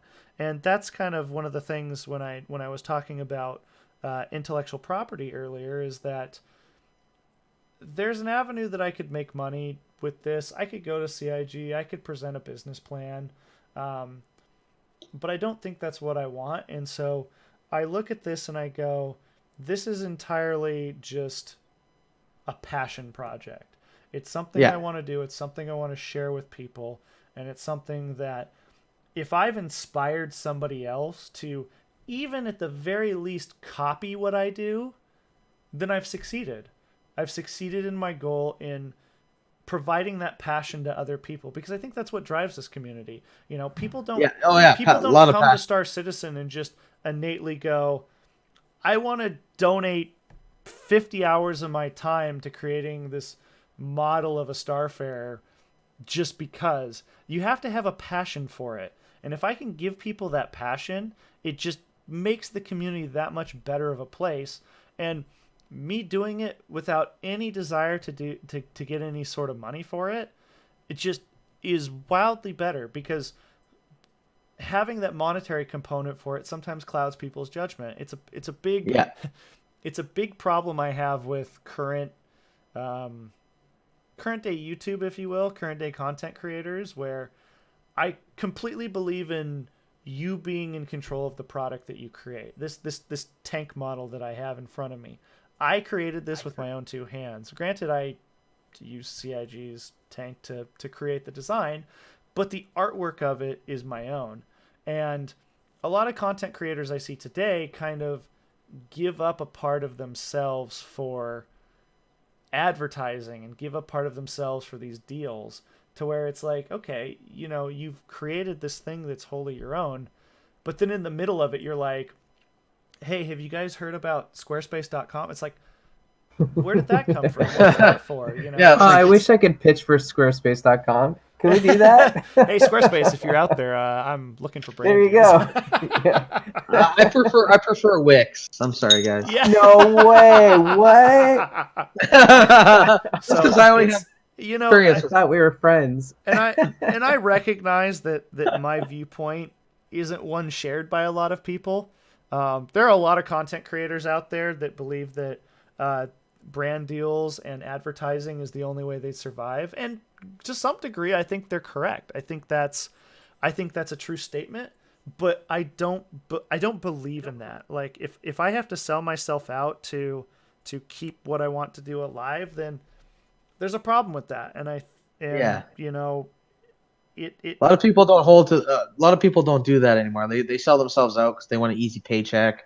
They want to be able to, you know, yeah, like it's nice to hold your keep your what do you call it, dignity or whatever you want to call it. yeah, it's like I get that advertising is a big thing, and that you know, like with I've been told that a lot of the advertising deals for some of the like Korean like mobile games are huge. You can get a huge amount of money for advertising those games, but at the end of the day, I'm like, I don't really want to become a shill for, you know, mobile games just to like keep myself afloat. Like I feel like Yeah, creating a product and being in control of what I do and the things I say is more important at the end of the day than doing those things, you know. absolutely. And like I said, you know, I don't downplay the fact that you can make money doing that, and you can make a lot of money doing that, but I feel like you sell off part of what you did, you know, what makes you you, what makes your content unique by doing Yeah, so. And that's just kind of a little disheartening for me to see, because I see it in a lot of different content creators. you can tell though, like with your like look at the time you're taking to assemble that gun. Like you're taking so much care Pew into pew it. pew Like pew pew pew pew pew you pew pew know, pew. yes, pew pew, There it lots of is. pew. I've done it. I've created a tank with a size 4 gun. Nothing Pew! else is involved. That is so cool. Look at like that looks so cool. I love that. All right, so now I gotta figure out what the next part was on this. Um, so we have this gun stack up done right here, and we're probably gonna leave these pieces here to the right for last. So all of this stuff that's here, we're gonna get rid of it. It's gonna be last. So the Ew. next piece we're gonna add is this single spar right here, which is going to be the support piece for the rest of our ship, if you will. So I believe I found it. I believe it's in my hand. So let's see if I can get this piece lined up. You know what I love about the wood is how some of them have like charm marks on it. So I just okay. I love that. So this is a constantly evolving thing for me. If you're ever interested in laser cutting, um, these two pieces here both have features of them that I would like to get rid of. Now I recognize that some people like those features, um, but one of the things with laser cutting is that it's, for me, it's a very fine balance of, this is the side that gets laser cut, so it's very clean. Your laser goes Yeah. through the thing and it cuts the shape out. The problem is that on the back side you can see this kind of like stain mark. It's burnt. A lot of my older models, especially, have these features on them because I wasn't really good at it, Yeah. and that's a product of when you burn through the wood, you create this gas of like, I don't know if it's like molten wood or whatever, but you create this gas. And if you trap it underneath the material between the wood and whatever it's sitting on, you create this stain mark all over the wood. And I don't know how easy that is to see on the webcam, Yeah. but Yeah. I can see it. it's something I constantly fight with, because you have to tune this to where if you have a gap between where it's cutting, so like that's a bad piece. Oh, your mic's cutting Oh, out there, oh, Rice. sorry, I was moving away from the mic. Let me see if That's I can okay. move this thing closer to my mouth. Maybe that'll work better. One of the things you have to account for is that Just you stick want, the mic in your mouth, Rice. yeah, it's in my mouth. I'm eating it right now. Good, good. One of the things you have to account for is the fact that you want this laser to shoot through the wood, and then you want there to be a gap where this gas can kind of dissipate without staining your wood. But the other problem you have is that if you have a gap, when you cut this piece out, it falls down. And if it falls down, sometimes that piece doesn't fall down precisely where it was located, because as the laser cuts it, you're slowly creating this smaller and smaller little tab that it's holding itself on by. And Yeah, so, okay. when it falls down, it can sometimes fall down skewed. And if it falls down skewed and you have other parts that are very close to it, sometimes now this part is in the path of another part where the laser is coming through. And so you could scorch this part by a laser that's cutting out another part. So it's this constant battle that I haven't been able to find like a good median for, where I have a gap, but the gap is small enough to where it doesn't stain, but it allows the part to drop down and not move around to where it starts getting stained by other parts. The other kind of deformity that we have is this really bad stained part here. And this is a fact of I have a. That's just a battle mark from a tank battle. So this part is stained because the wood goes into the laser cutter on a frame that I made, because the wood comes in kind of warped, and so I have to have a frame to keep the wood flat, or else it doesn't cut very well. But on the edge where it touches the frame, it actually overlaps that frame, which means there's no gap for the gases to go. So this is a worst case scenario where you get this really bad like scarring because the gas literally has no place to go other than into itself. And so but you only get that on pieces that existed on the outer edge of that frame. So interesting. So yeah, so it's something I'm constantly trying to get better at. I'm trying to make my setup better. When you buy a laser cutter, when you buy a CNC router, it's not something that you just plop down and go with. There's some level of personal interaction where you have to set up the machine to work the way you want it to work with the material you want it to do in order to get the best quality parts out of it. Otherwise, you're just going to make really crappy looking stuff. Interesting. So I'm trying to figure out how I put this together again.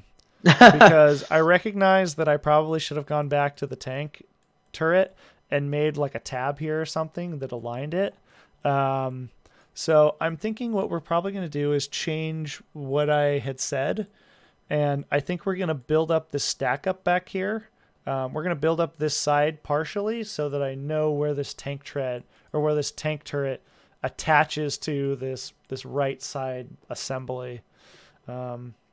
Actually, you know what? I take that back. We're gonna build up the right side, but on its own, and then we'll attach the whole thing together when we're done.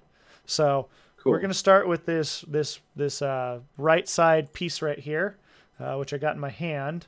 That almost kind of looks like a tank right there, like pew pew pew pew pew pew pew. Like a World War One. It looks like a World War One tank. CIG, if you're listening, give us World War One tanks. There you go. So these, I believe, are the these are the pieces here that I need. So we're going to start with this guy. And actually, we're going to take this guy, and then we're going to add our first piece right here, and I believe that's where that goes. So let's get started. And we're gonna have this tank done in no time. Woohoo! Yeah, I keep asking you questions, you get sidetracked, so I'll let you build. That's fine. I'm totally cool with questions. I just got to make sure to leave a gap for that bottom piece right here. And like I said, I have the terrapin done. I just need to build it. And I honestly thought about building it on this stream, but since I've never built it before, I kind of didn't want to get into a situation where I built it and then got to a point where I got stuck because I was stupid somehow when I designed it.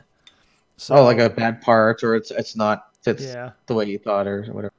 So here's ultimately what we're going for. But I think I'm going to build up a little bit more of this first before I try to put that bottom piece on.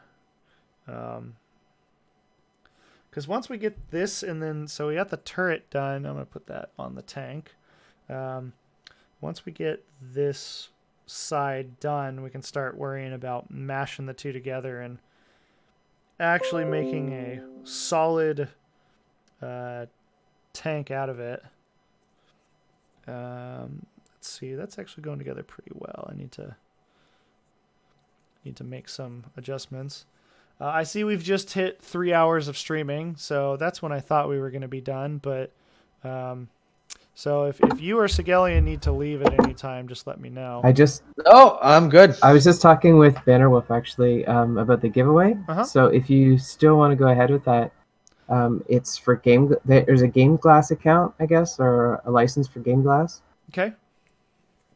Yeah. Are you cool with that? I'm totally cool with that. I think that's great. Yeah. Do you want to drive that while I keep putting the tank turret together?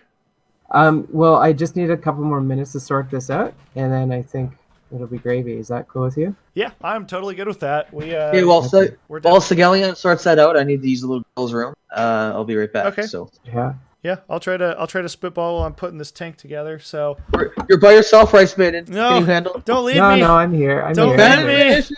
Help! I'm sorry, I was just distracted for a bit. I apologize. I'll be right back, guys. I'll be right back. No worries. So what we're doing right now is we're putting together this half of the turret. So this is if you're looking top down, well, you can see right here, we're putting together this I guess in this view, the left half of the turret.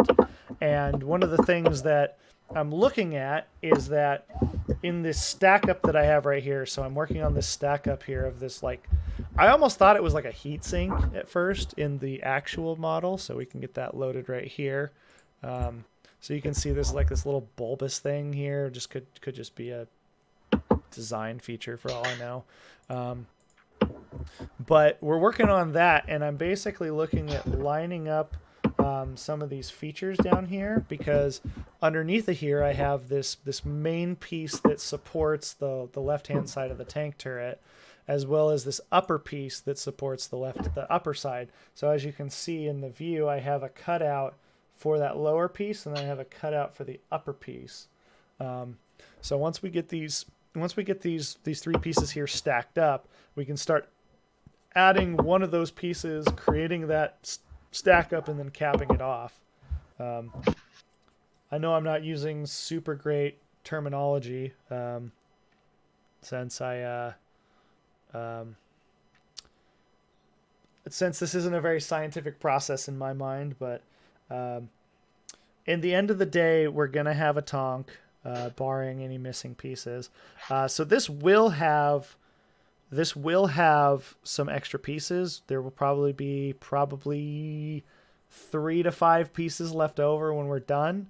And that's just because I remembered when I originally built this, I thought I was missing a piece. And so I made a couple extra of that piece just to be safe. Because the last thing I wanted was to build this tank on stream and be a piece short. Wood is actually relatively inexpensive, so creating extra pieces is not the end of the world. Hey, Rinmoto, I see you're here. Another Canadian Star Citizen friend has joined us on stream. Well, hopefully the kits that I've given out in the past have not had extra parts, have been perfect for what they are. But we'll see. We'll see. I see that you have been lurking. Have you? What did you?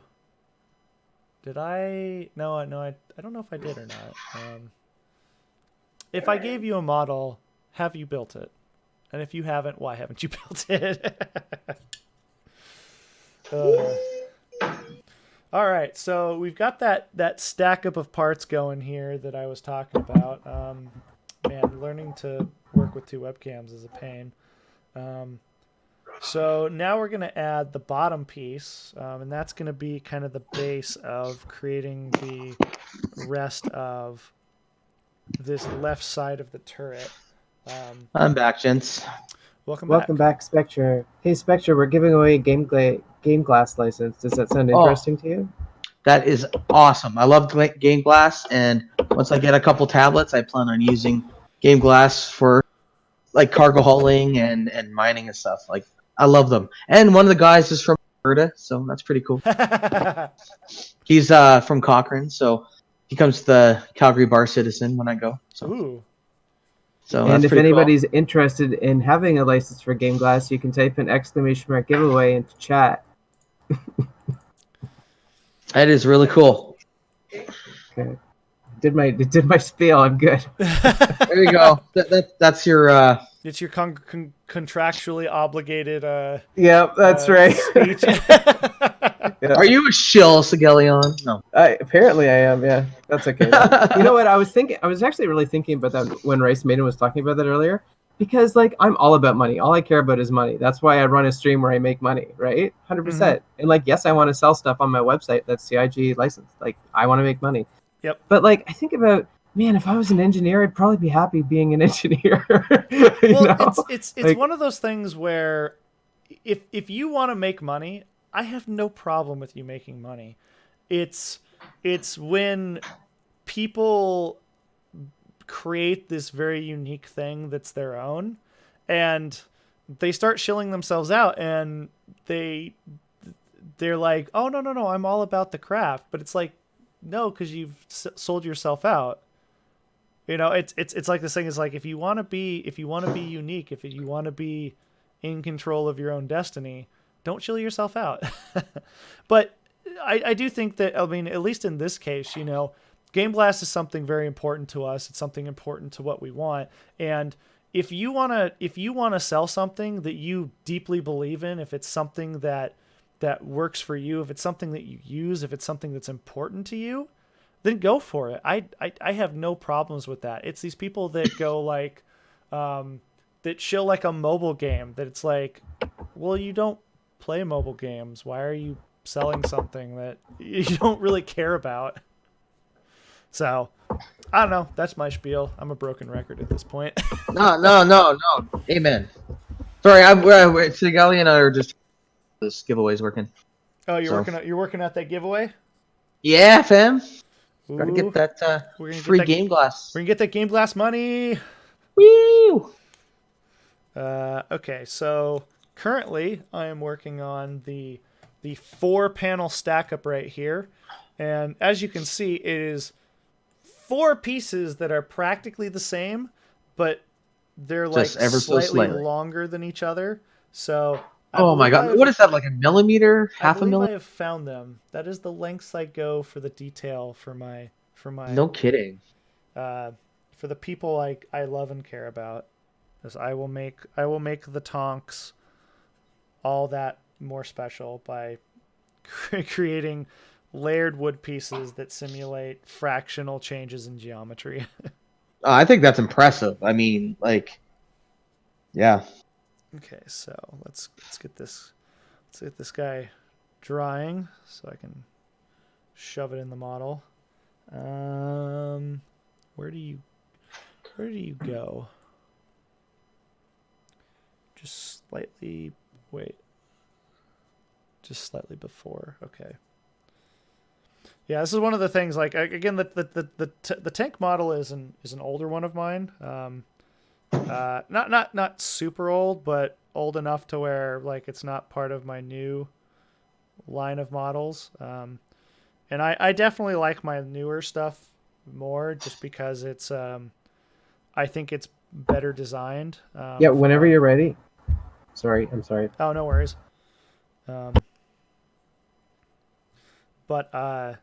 So the problem is that I didn't do any of the new stuff today because a lot of my new stuff is like bigger models, and I didn't want to be here for like 6 hours putting together a model. But why not? No. Let's see if I'm kidding.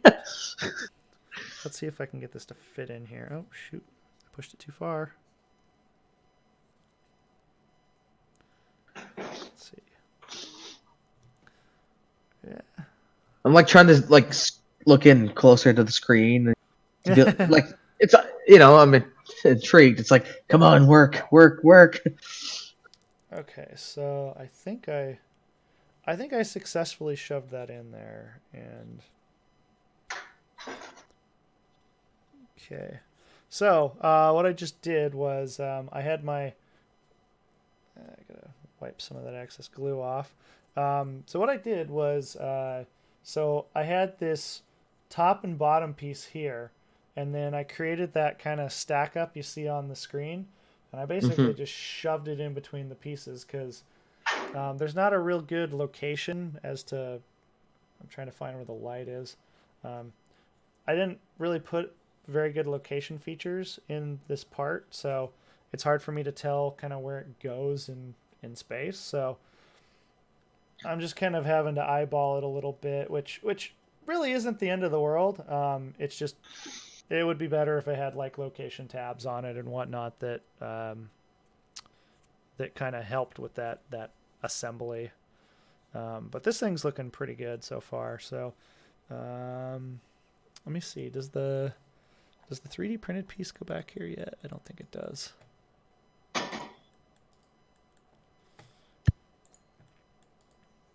Okay, I think we can glue this 3D printed piece on. So this 3D printed piece is a little bit of just a spacer. It goes here on the back to kind of support that geometry. I just kind of did it because when you start getting a lot of wood hanging out in space without support, it just becomes a bit of annoyance to work with. So it's just more of an assembly aid than anything. So let's put that guy in there.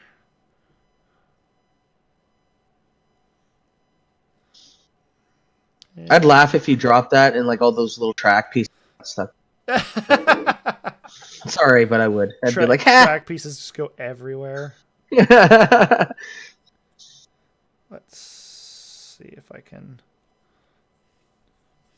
Welcome, Kool-Aid. Or the Kool-Aid? Yes, welcome. Welcome to the because people who are new to the stream, it's over here. So we started off the evening by building a P-52 Merlin model, and as you can see, the P-52 Merlin is right here. And that was kind of our introduction to the models that I do and the models that I create for Star Citizen just as a fan. And now we're on to the main event. Main event for the evening, which is the Tumbrel Nova. And we're putting that guy together right now.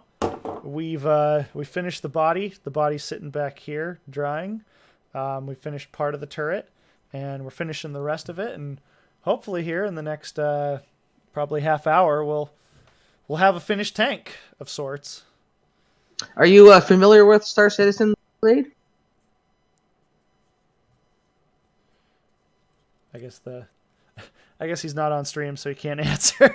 No, I'm waiting for him to like respond in chat. Gee, he's right. Kool-Aid. Just to point out, I am not a streamer by trade. I'm calling this. We're all noobs here except for Sigelion. I'm calling this the budget stream because this is me like doing something Welcome, at the last Silver. second. We got some new people. Welcome, Silver Ooh. Server. Silver Server. Silver Server. Interesting. My mind immediately wanted to say Silver Surfer for some reason. Yeah, no, nobody talks about the Fantastic. I'm sorry. No, stay away from that one. Okay. So now I've kind of started completing the back section of the, I guess in this orientation, the lower right side of the turret. So we're going to get the side pieces on. We're going to get the little fascia pieces on the top done. And then we're going to move on to getting the other side put together. And then hopefully we'll have a turret that's drying at that point. And we'll be in really good shape. I mean, we'll be actually getting really close to being done. Oh, sorry. Okay, turn how do we turn myself down here? Turn yourself down? Yeah, I guess I'm louder than you guys. Well, so don't do anything. Let me turn you down. Because I'm the one picking you up, so. How about I just whisper? There we go. I think I fixed it, so. Okay. Okay, so now that rear tank piece. And it's one of those things where like I used to give out these the design files for these models quite regularly. I had links to it all over the internet, and while CIG never told me to stop, um, I stopped doing it because of two instances. The first of which was there was a guy called Unengineer, however he pronounces his name. He's the guy that really early on did really, really good top quality 3D, like entire 3D prints of models. And he would give out the design files for his really nice 3D prints. And CIG actually went to him and told him to stop doing that. And this was, I believe, earlier this year. Don't quote me on that. I remember him talking about it when it did happen. And the other thing is there was a kind of a hubbub last year when the fan kit came out, and it had kind of its own EULA with it. And it kind of made a lot of us go, oh, do you not want us sharing the stuff that we do now? And so I kind of took the stuff down of my own Fruition? whatever you call it. I took it down because I felt like that's where the community was headed, and I didn't really want to get in any trouble for it. So it'll be interesting. I think some of it comes about because of CIG's license or commercial license with JRDF, because they're the ones selling actual models right now of ships, and I think the work they're doing is fantastic. But I recognize that CIG as a partner to them probably has some form of an interest of protecting kind of the commercial ability of what they do. And if that means cutting off some of the fan community, then that's kind of what they have to do. I know it sucks, but I don't really know any other way to, if I was in CIG's shoes, to go to somebody who was making models and going, sorry, we're not going to go after the guy in the community giving out model plans for free. It's a hard line to tread, I think. But it sucks because a lot of my drive to do this is because I would release the model files for free, but I think I think CIG has its reasons, and I'm not gonna be upset about it because, at the end of the day, I would rather have CIG build a game than, give me permission to make models. Because I want the game to be done, and I want to fly around in my ships and blow people up. Soon-ish. Soon. So right now we're throwing on the tank sides. We're throwing on little facade pieces, if you will. So I'm putting on, there's a little hole thing here, and I don't believe it's a porthole. I just think it's a round fascia piece. If we turn on the original Tonk model, you can kind of see it. It actually sticks out further than my model has it, but what can you do? So who knows what its purpose is, but we're representing it on their model here. So as I've said before, it looks visually correct. Yeah. It's this idea of tricking the eye. Your brain will make, if your brain saw this, even though this, on paper doesn't really look a whole lot. Isn't an exact Tonk. Your mind will go, oh, that's a Tonk. Because it's your brain kind of filling in the gaps, which is why it's very easy to trick the brain. So, and we do have a giveaway tonight, folks. Explanation enter giveaway for a Game Class CD key. So, if you're interested in Game Class and what they are doing for the Star Citizen community, it's your chance to get a Game Class key. So, I can't talk either. So, enter explanation. Oh my gosh! Explanation. Enter giveaway. Enter giveaway. Yeah. Yeah, thanks to Galleon. It's a tongue twister, I swear. Sorry about that.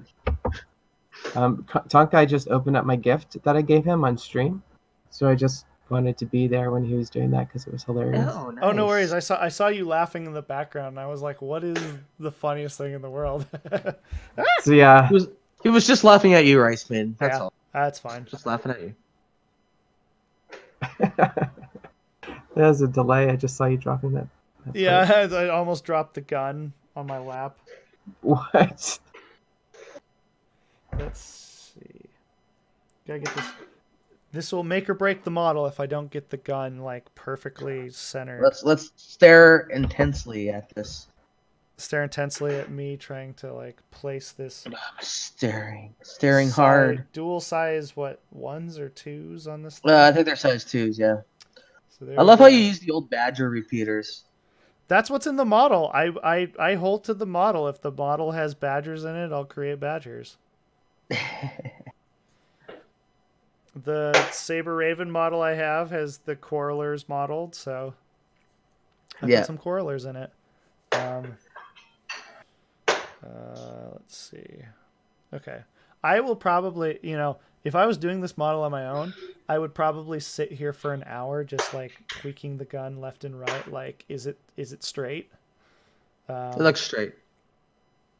Is Kool-Aid wants to know if the glued pieces are wood or is it all printed pieces? So the glued pieces, so the things that look like wood is actually wood. And then these kind of gray pieces are all 3D printed. So my style is a hybrid of 3D printing and wood. In a nutshell, I use the wood to take up large amounts of material because it's quick and easy. Whereas I use 3D printing when it comes to objects that require detail, such as the little guns here or... well, everything on the tank body is kind of inside of it. So, like the little rocket pods here. Yeah, so it's just it's my own kind of style of art that I've come up with, and it definitely it was made out of a desire to be able to build larger models without the you're time. cutting out a little bit there, Rice. What? Oh, sorry. I said you're cutting out a little. I was moving away. It was made out of a desire to build larger models without the problem of 3D printing, which is building a large model means setting it on a 3D printer and waiting 48 hours plus for a large model to print out. This was something I could very much design during the week and then manufacture and build the entire thing easily within a weekend. Ridmoto wants to. Oh, sorry. Go ahead, Rice. Oh no, I was reading the same thing. When will you make? Okay. When will you be making working models with firing weapons? I want me some rocket pods. Soon. I've thought about like putting an airsoft gun in one of these and just having a if I do the RC Tonk, I'll put an airsoft gun in it and it'll fire BBs out as well. It'll just be a terror to everyone involved. That'd be so cool. So let's see, where's that final piece? I believe it's right here. And then we'll be done with the right hand, well, in this orientation, the bottom of the turret. And then we'll work on that other side. And we're getting close to being done here. We're getting close to having finished 2 successful models on stream, which is a world record. This one looks a lot more. Opinion. This one looks a lot more challenging. Yeah, this one took a lot longer too. Yeah. Well, even just like the sheer parts is like 4 times without counting the little treads. So what we have to build next is this stack up right here. So we've got a bunch of pieces here. That looks like a finger gun. Needed. Pew pew. So we start with the skinny piece, and then we go to Yep, there's... Nope, those are the same. Which one of these has the jog in it? There's the jog. So, as you can see, there's a jog right here. But there's a jog right here. So, I believe that's our... This is our stack up if I flip these over. So, I believe that's our stack up. Those are ever so slightly off. But Yep. what is that, like a quarter of a millimeter? Yeah, I probably didn't need that, but... No, it's awesome, but like it's quite amazing. And then here's our bottom stack up, and that goes there. And I think we have our stack up of parts here that just need to be glued together. So let's get... yes, that's the correct orientation. I have in the past started gluing stuff together and realized that it was like backwards and had to pry parts apart, and it's the most infuriating thing. Yep. Okay, so these parts together, because then, so we have the tank turret, we have that side of it, we have the gun, and then all we're doing now is creating this piece that goes right here, and then we glue it all together, and we have a tank. Oh my god. So one of the things I've been curious about is CIG doing a holiday stream this year? Because I feel like they kind of did a late anniversary sale, and they kind of did a bunch of stuff that wasn't the traditional holiday live stream. So I assume since CIG's on break right now, they're not going to do anything for the end of the year. That'll be a first, yeah. Yeah. Yeah. I mean, maybe they just decided that it wasn't worth it. Oh, that goes back to our earlier conversation that this year they're totally different than the years before. Like they're just doing everything so differently now, and I think going forward, this is going to be the new norm. So yeah. This is what I mean. I feel like things kind of changed. They took in private funding. Yeah, it did. Even though they only own 10% of the company, that 10% changed so much. I think that's a lot. 10%, I think, is a lot. Oh, it is a huge company. Oh, it is, yeah. But I don't think it's a bad change. I think it's just different, and I think going forward we'll just get used to it. So yeah. So manage our own expectations.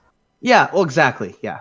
Yeah. Exactly. It's it's CIG is a company, and you have to at the end of the day realize that companies' only job is to make money, because that's how a company stays afloat. If it doesn't make money, it doesn't stay afloat.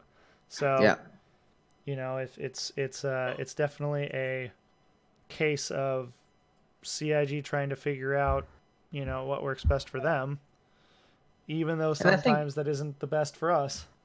Well, and that's the thing. I think because Squadron 42 is coming so soon, they need to start changing how things now.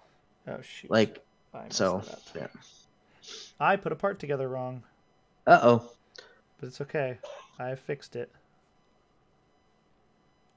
A little bit Kool-Aid. Not in a bad way. It's just you drinking the Kool-Aid?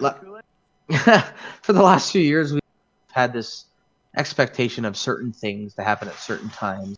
Yeah. And now that we have a small, an investor from the outside, it's changed how CIG has to do things to be a little bit more of a mature company. Before they were free and loose. Before 2015, it was more free for all. And then 2016 hit, and then they got semi-responsible and mature, and now they almost are presenting themselves as a proper gaming company. Yeah, that's how I see it. I'm of the opinion that the lawsuit with Crytek was kind of what started the whole having to become a big boy company, because that's true. I never even thought of that. I mean, because I was talking to my interaction with CIG Legal was happening during started with the beginnings of that Crytek lawsuit, and I even noticed it in my interactions with Legal. It's like they went from kind of being not that really care about to all of a sudden everything is strictened by the book. And so I think that the Crytek lawsuit had a lot to do, or had something to do with the whole idea that CIG couldn't just be this entity, that they had a target on their back and that they needed to protect what was theirs, or else they were at risk of losing it. That makes sense, yeah. So, And what a shitty way to lose it too. I mean, considering all they've come through, and that's yeah. No kidding. Yeah, the Crytek lawsuit definitely sucked, just from the standpoint of there was going to be somebody. It was just Crytek grasping at something. That's all it was. Oh yeah, it was Crytek gasping for breath. Yeah. But you know, their dying breath. Their dying breath, and you know, it's sad that a company that has done so much for the gaming community has to like stoop so low just to. Yeah, that's what I was thinking too. I'm like, there used to be something to be proud of, Crytek, and now it's like they're kind of an inside joke. Yeah. All right, so I got to put these two parts together. I think this is how it goes. Super glue or duct super tape. glue, yeah. Not super. You don't want super glue on this. So there's a. I believe this goes. I'm trying to get this perfect, and it's. Yeah, because it's Kool-Aid, just as an FYI, we are giving away a Game Glass license tonight. If you want to type an exclamation mark enter giveaway, you can participate in that Game Glass goodness. Woo! Free stuff. Free stuff. Free stuff. Free stuff we care about. Absolutely. No, Game Glass. I love them. Like I'm excited that CIG's partnered with them. Yeah. And yeah, that's so cool. Well, I've seen a lot of the stuff they've done, and it's really exciting. Are they partnering with them? Are they partnering with them? Oh yeah, well CIG, I believe so. I believe CIG recognizes them as like a something. Like don't quote me on it, but no. But what I mean is like CIG. I'm gonna go to the Wikipedia right now and quote you. Yeah, see, you know what? I'm just gonna be quiet because I don't know. But I think CIG has plans to work with them or what have you, but I'm not sure. I just feel like CIG has something to do with them more than we realize. That's my opinion, 100% pulling that out of my ass. But you heard it here first, people. We have a Spectre opinion on the stream. Oh my God, no! Now this is going to be on the internet forever. Great. Yep. Mm-hmm. You can just delete this part. When people go to the like Wikipedia page for Game Glass, like front and center is going to be a Spectre opinion. Yeah. You know, CIG working with Game Glass. What world first? World premiere. Okay, so I think I have this gun in the position that it's supposed to be in. So I'm gonna let this dry here really quick. These beers are starting to go down a little easier. Let's see. Is that? There we go. There we go. I think that's good. I think that's right. And we're gonna go with it. So we're gonna let that dry here for a second. I need to come up a little bit. No. See, that's the thing is I could be here for like an hour just like fiddling with this until it dries. Like, is that straight? True, is that straight? Nobody will ever notice, but I will notice, and that's all that matters. I'm going to say no, it's not straight, so it can bug you. No, it looks fine. No, it looks fine. No, don't tell me that. No, it looks great, man. All right, so then we get that piece that goes there, and if I remember right, it goes down a little bit. Yep. So we get to slap some glue on this bad guy. It's bad Johnny. Hey Spectre, did you buy a mole? I have since I have so many Orions, I have loaners. I'll be using those, but I do have C to build up to one over time. I just don't have the extra money right now. I got a couple Aries. I got one of each, so sorry, I love it. Question, I didn't realize that. No. That's totally fine. I just holidays, too much at one time. Like anniversary sale, 2 Aries. So I do have a few CCUs, so I can. And since it's only $5 more than the Aquila, I can just buy an Aquila and slap that CCU on it. So Rinmoto, you do point out a good thing, or you do make a good point that, or not Rinmoto. You make a good point that CIG has been hitting the wallets hard this past end of the year. You know, because we had the anniversary sale, and then we had the Aries, and now we have the Mole, and I think the Mole is overlapping the Aries, and so yeah. it's just like my wallet is not having a good time right now. Well, I was looking at the sales too. I know that's not a complete indicative of whatever, but so the Aries sold really well. I think they made like $1.5 million for that concept sale. That's what I heard. Yeah, and this one, I don't know. I haven't actually looked. So just let me look quick. Just curious now. Do. All right, let's see. Funding. We're on our last couple pieces. Almost done. Oh, okay, you know what? I stand corrected. Is the Mole doing better than the Aries? No, it's about on par actually. They made $500,000 today and 900,000. So it's selling just as well as the Aries. So. Oh, I wonder if the Mole's going to be able to make more money than a Caterpillar would. You know what? That's a tough one, man. We would have known last night if we didn't crash, Rice? So the question is that are you doing that as a money per time or like over the lifespan of the ship? I would say per hour, money per hour.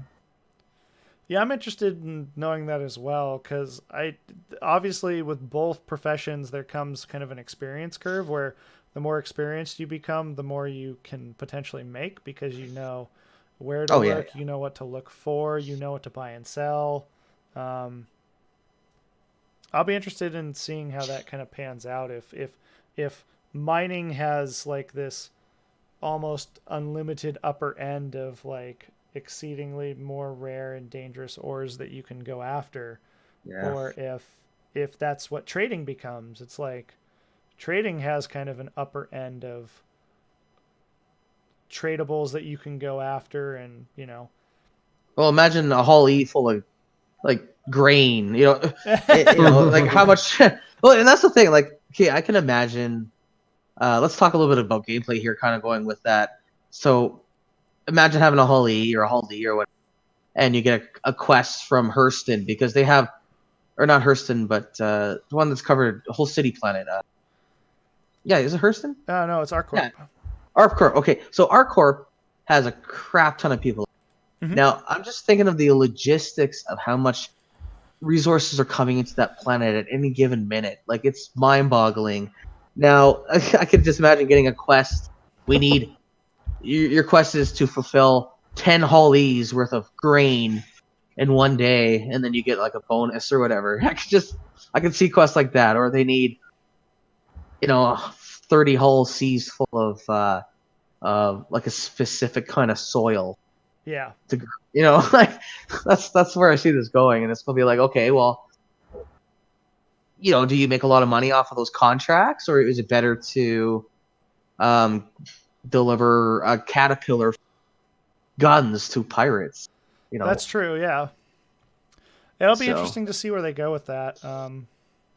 Because NPCs will fill the gaps. So 20 years from now, when they get that technology working. Yeah, I that's kind of an interesting point to bring up, is the whole idea that there will be NPCs for anything and everything, and how the universe fills out with what could be considered believable characters. Because I mean, as far as what CIG said, that's going to be the backbone of the game, and so CIG needs to develop technology in order to have that be the backbone of the game, because without it, the game's going to feel empty. Oh yeah, absolutely. AI is a huge hurdle. I think just as big as OCS. Object Containers. Yeah, and meshing. In my opinion, it's just as Red Moto made a joke here. Fetch quest. You need to collect 100,000 chickens. Yeah, you know what? That's not so far from the truth. Like you have 100,000 chickens in a whole sea or something. Yeah. It's like, I want a whole E full of 10 million chickens, and then I just like, blow it up in Atmo and watch the chickens fall to the planet. oh my god, all those feathers. It's like it's snowing. No, it's not. It's not really We've made snowing. microtech on Daymar. Oh my god. All right, I think with that, I have finished the turret. That looks Oh, yeah. awesome. That yes. So the only That looks thing like a ship almost. Like it almost looks like if you flip it around, flip it upside down, and now you got the Ares. Ha. Yeah, that's what I was thinking. Here we go. Here we go. I have made the Merlin Ares. Yeah. God. There you go. New concept ship here, folks. CIG. Here first. Where's my check? Just a size 5 snub fighter. You can pay me There later. you go. Oh wait, I didn't put the rockets on. I'll do that last. So we're gonna put this guy right here. We're gonna slather it with glue. And we're gonna put a turret on this bad boy. Yes. The moment we've all been waiting for. Dun dun dun dun dun dun dun dun. Oh no! Tense drum beating. Da da Actually, da. I'm gonna do it like this so I don't make a mess. Ooh. Look at that. We have a Tonk without a rocket launcher yet. Oh yeah, I was wondering. I'm like, we were missing something. Yeah. Okay. Yeah. Okay, so rocket launcher goes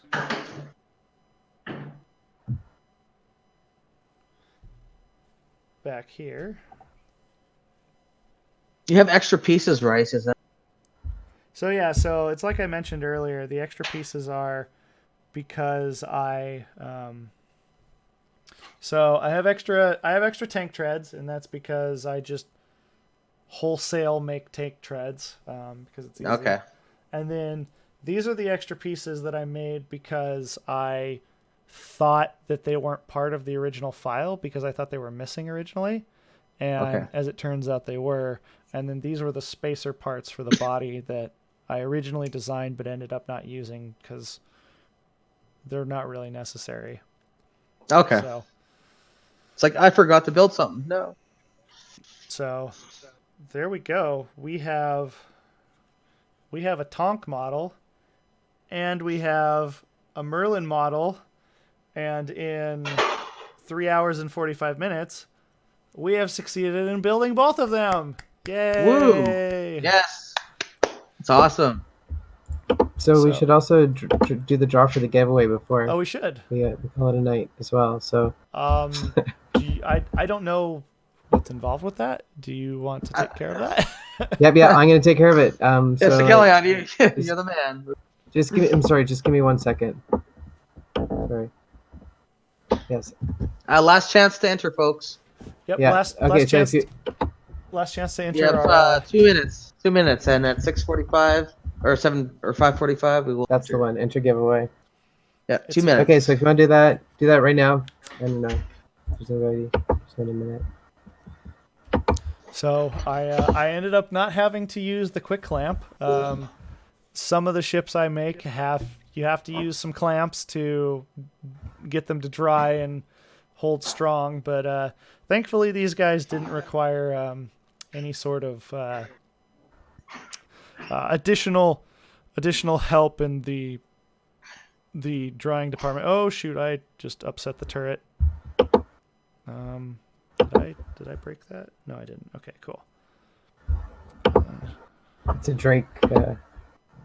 It's a Drake right. Tonk. Drake Tonk. No, Actually, you know what? And that's the thing is, like, we should see other manufacturers building ground vehicles too, right? Or is it just? well, I mean, we have Anvil making ground vehicles. Yeah. Okay. So yeah, I mean, I want a they Drake ground have vehicle. their own tank. You know, maybe Drake will have ground vehicle, like a rust bucket tank with like a size 7 turret that fires 50% of the time. You know. We need a It's interesting because I really hope the Cyclone would be kind of like the Toyota Hilux of Star Citizen, to where, eventually you could get your Cyclone with like any sort of equipment just very terribly attached to the back of it. So, like in real life, where it's like you can get a Toyota pickup, and if you want a anti-aircraft gun in the back, we can make that happen for you. If you want a tank gun in the back, if you want a rocket launcher in the back, we can do that for you. That's like the Cyclone.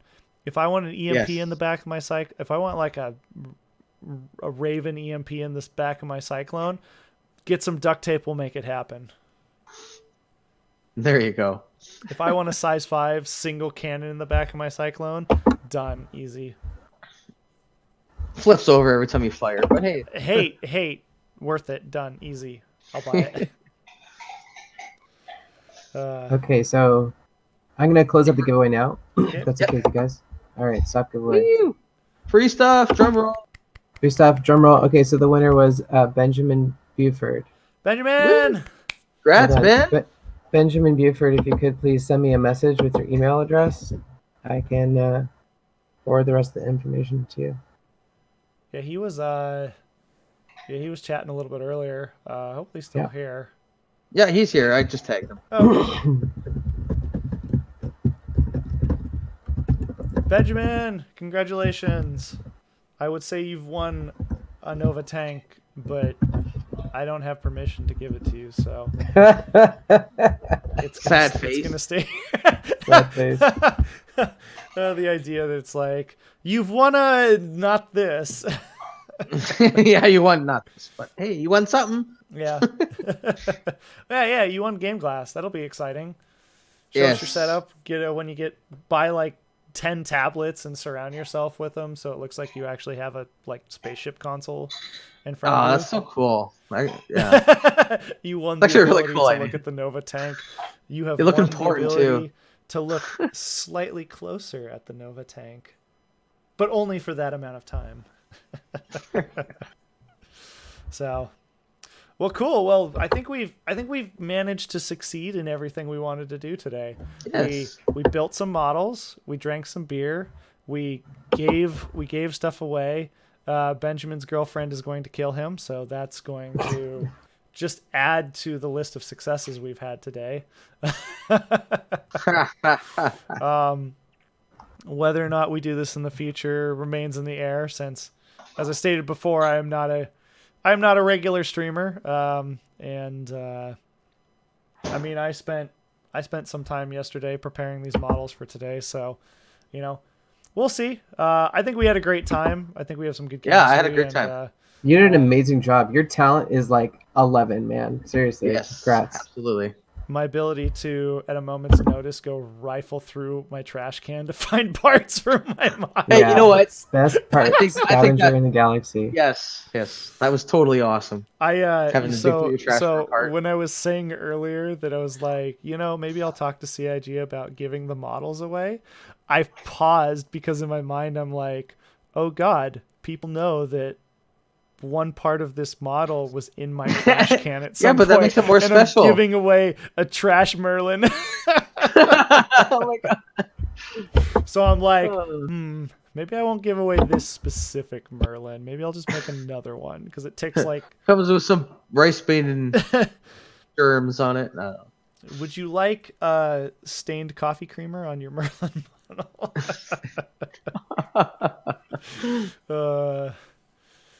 Oh man. Well, cool. Well, I think we're approaching 4 hours, and I think we all probably have to go do other things with our evening. But like I said, thanks for having me on, Rice Maiden. Yes, thank you both for coming on. This was reclaimed. Thanks for having us. It was a privilege. Yeah, thank you for coming on. on. We'll have to do this again sometime in the future. I'll looking forward to it. I'll get some. Yeah, man. I'll get some more models to a point where I can put them together on stream, and we'll ramble through some stuff while I put like maybe I'm gonna have to clean my hands off. My hands are like coated in glue right now. It's amazing. Maybe are you making the trip to the north in January? Yes, I am. Maybe we could do a put together stream. Oh Oh, gosh, January. yes. maybe. Oh yes, live Well- from Whistler. Yes. We'll see. Yeah. We'll see yeah. what Didn't say that, happens but- only because I'm flying, and so it'll depend Yeah. upon what I want to carry along with me, since I definitely intend for that to be a non-checked-in bag flight. So we'll see what Yeah, happens. I'm trying to do that as well. I'm trying to figure out what I absolutely. So yeah, we'll see. Maybe I'll wear as many clothes as I can. So I don't have to pack as many. I better see you in the airport wearing like ski pants and a snow jacket and like ski straps. Holding to your that back. "Welcome Home from Prison" sign. Yeah. Yeah. Overseas Yeah. prison. Overseas prison. Yeah, overseas prison. Yeah. Well, cool. Well, hey, you guys have a good evening, and thank you all for joining us. Happy holidays, everyone. Keep up with us on Twitter. I think that's the biggest place where we're going to be kind of Totes. keeping you guys abreast of what we're doing. My Twitter handle is at Rice Maiden, and then obviously at Sigelian and at Spectre. Spectre EH was not available. Yeah, I know. It bugs me. It's like your Spectre. Where's the Spectre? Yeah, I know, but it wasn't available. Maybe I had a Twitter account before and I forgot. I don't know. You might have a twin, actually. You just don't know it. Oh my There you god. go. There is actually, you know how many Spectres are in Star Citizen? I run into time. It's crazy. Really? Yeah, there's like 6 or 7 that I know of. Spectre something something, or Jeez. it's like, really? Yeah. Well, cool. Well, hey, keep abreast of us on Twitter, and we'll let you know next time we go live. Maybe, hopefully, next time I'll be able to give one of these guys away, because I've wanted to do that for quite a while now. So I'll put something together. It won't be fished out of the trash, and you'll have something nice at the end of the day. So Maybe it'll be in the toilet or something. You know. well, cool. Well, everyone, have a wonderful holidays and Merry Christmas, and hope you guys enjoy 3.8, because I know I will. Woo! Night, everyone. Good night. Good night.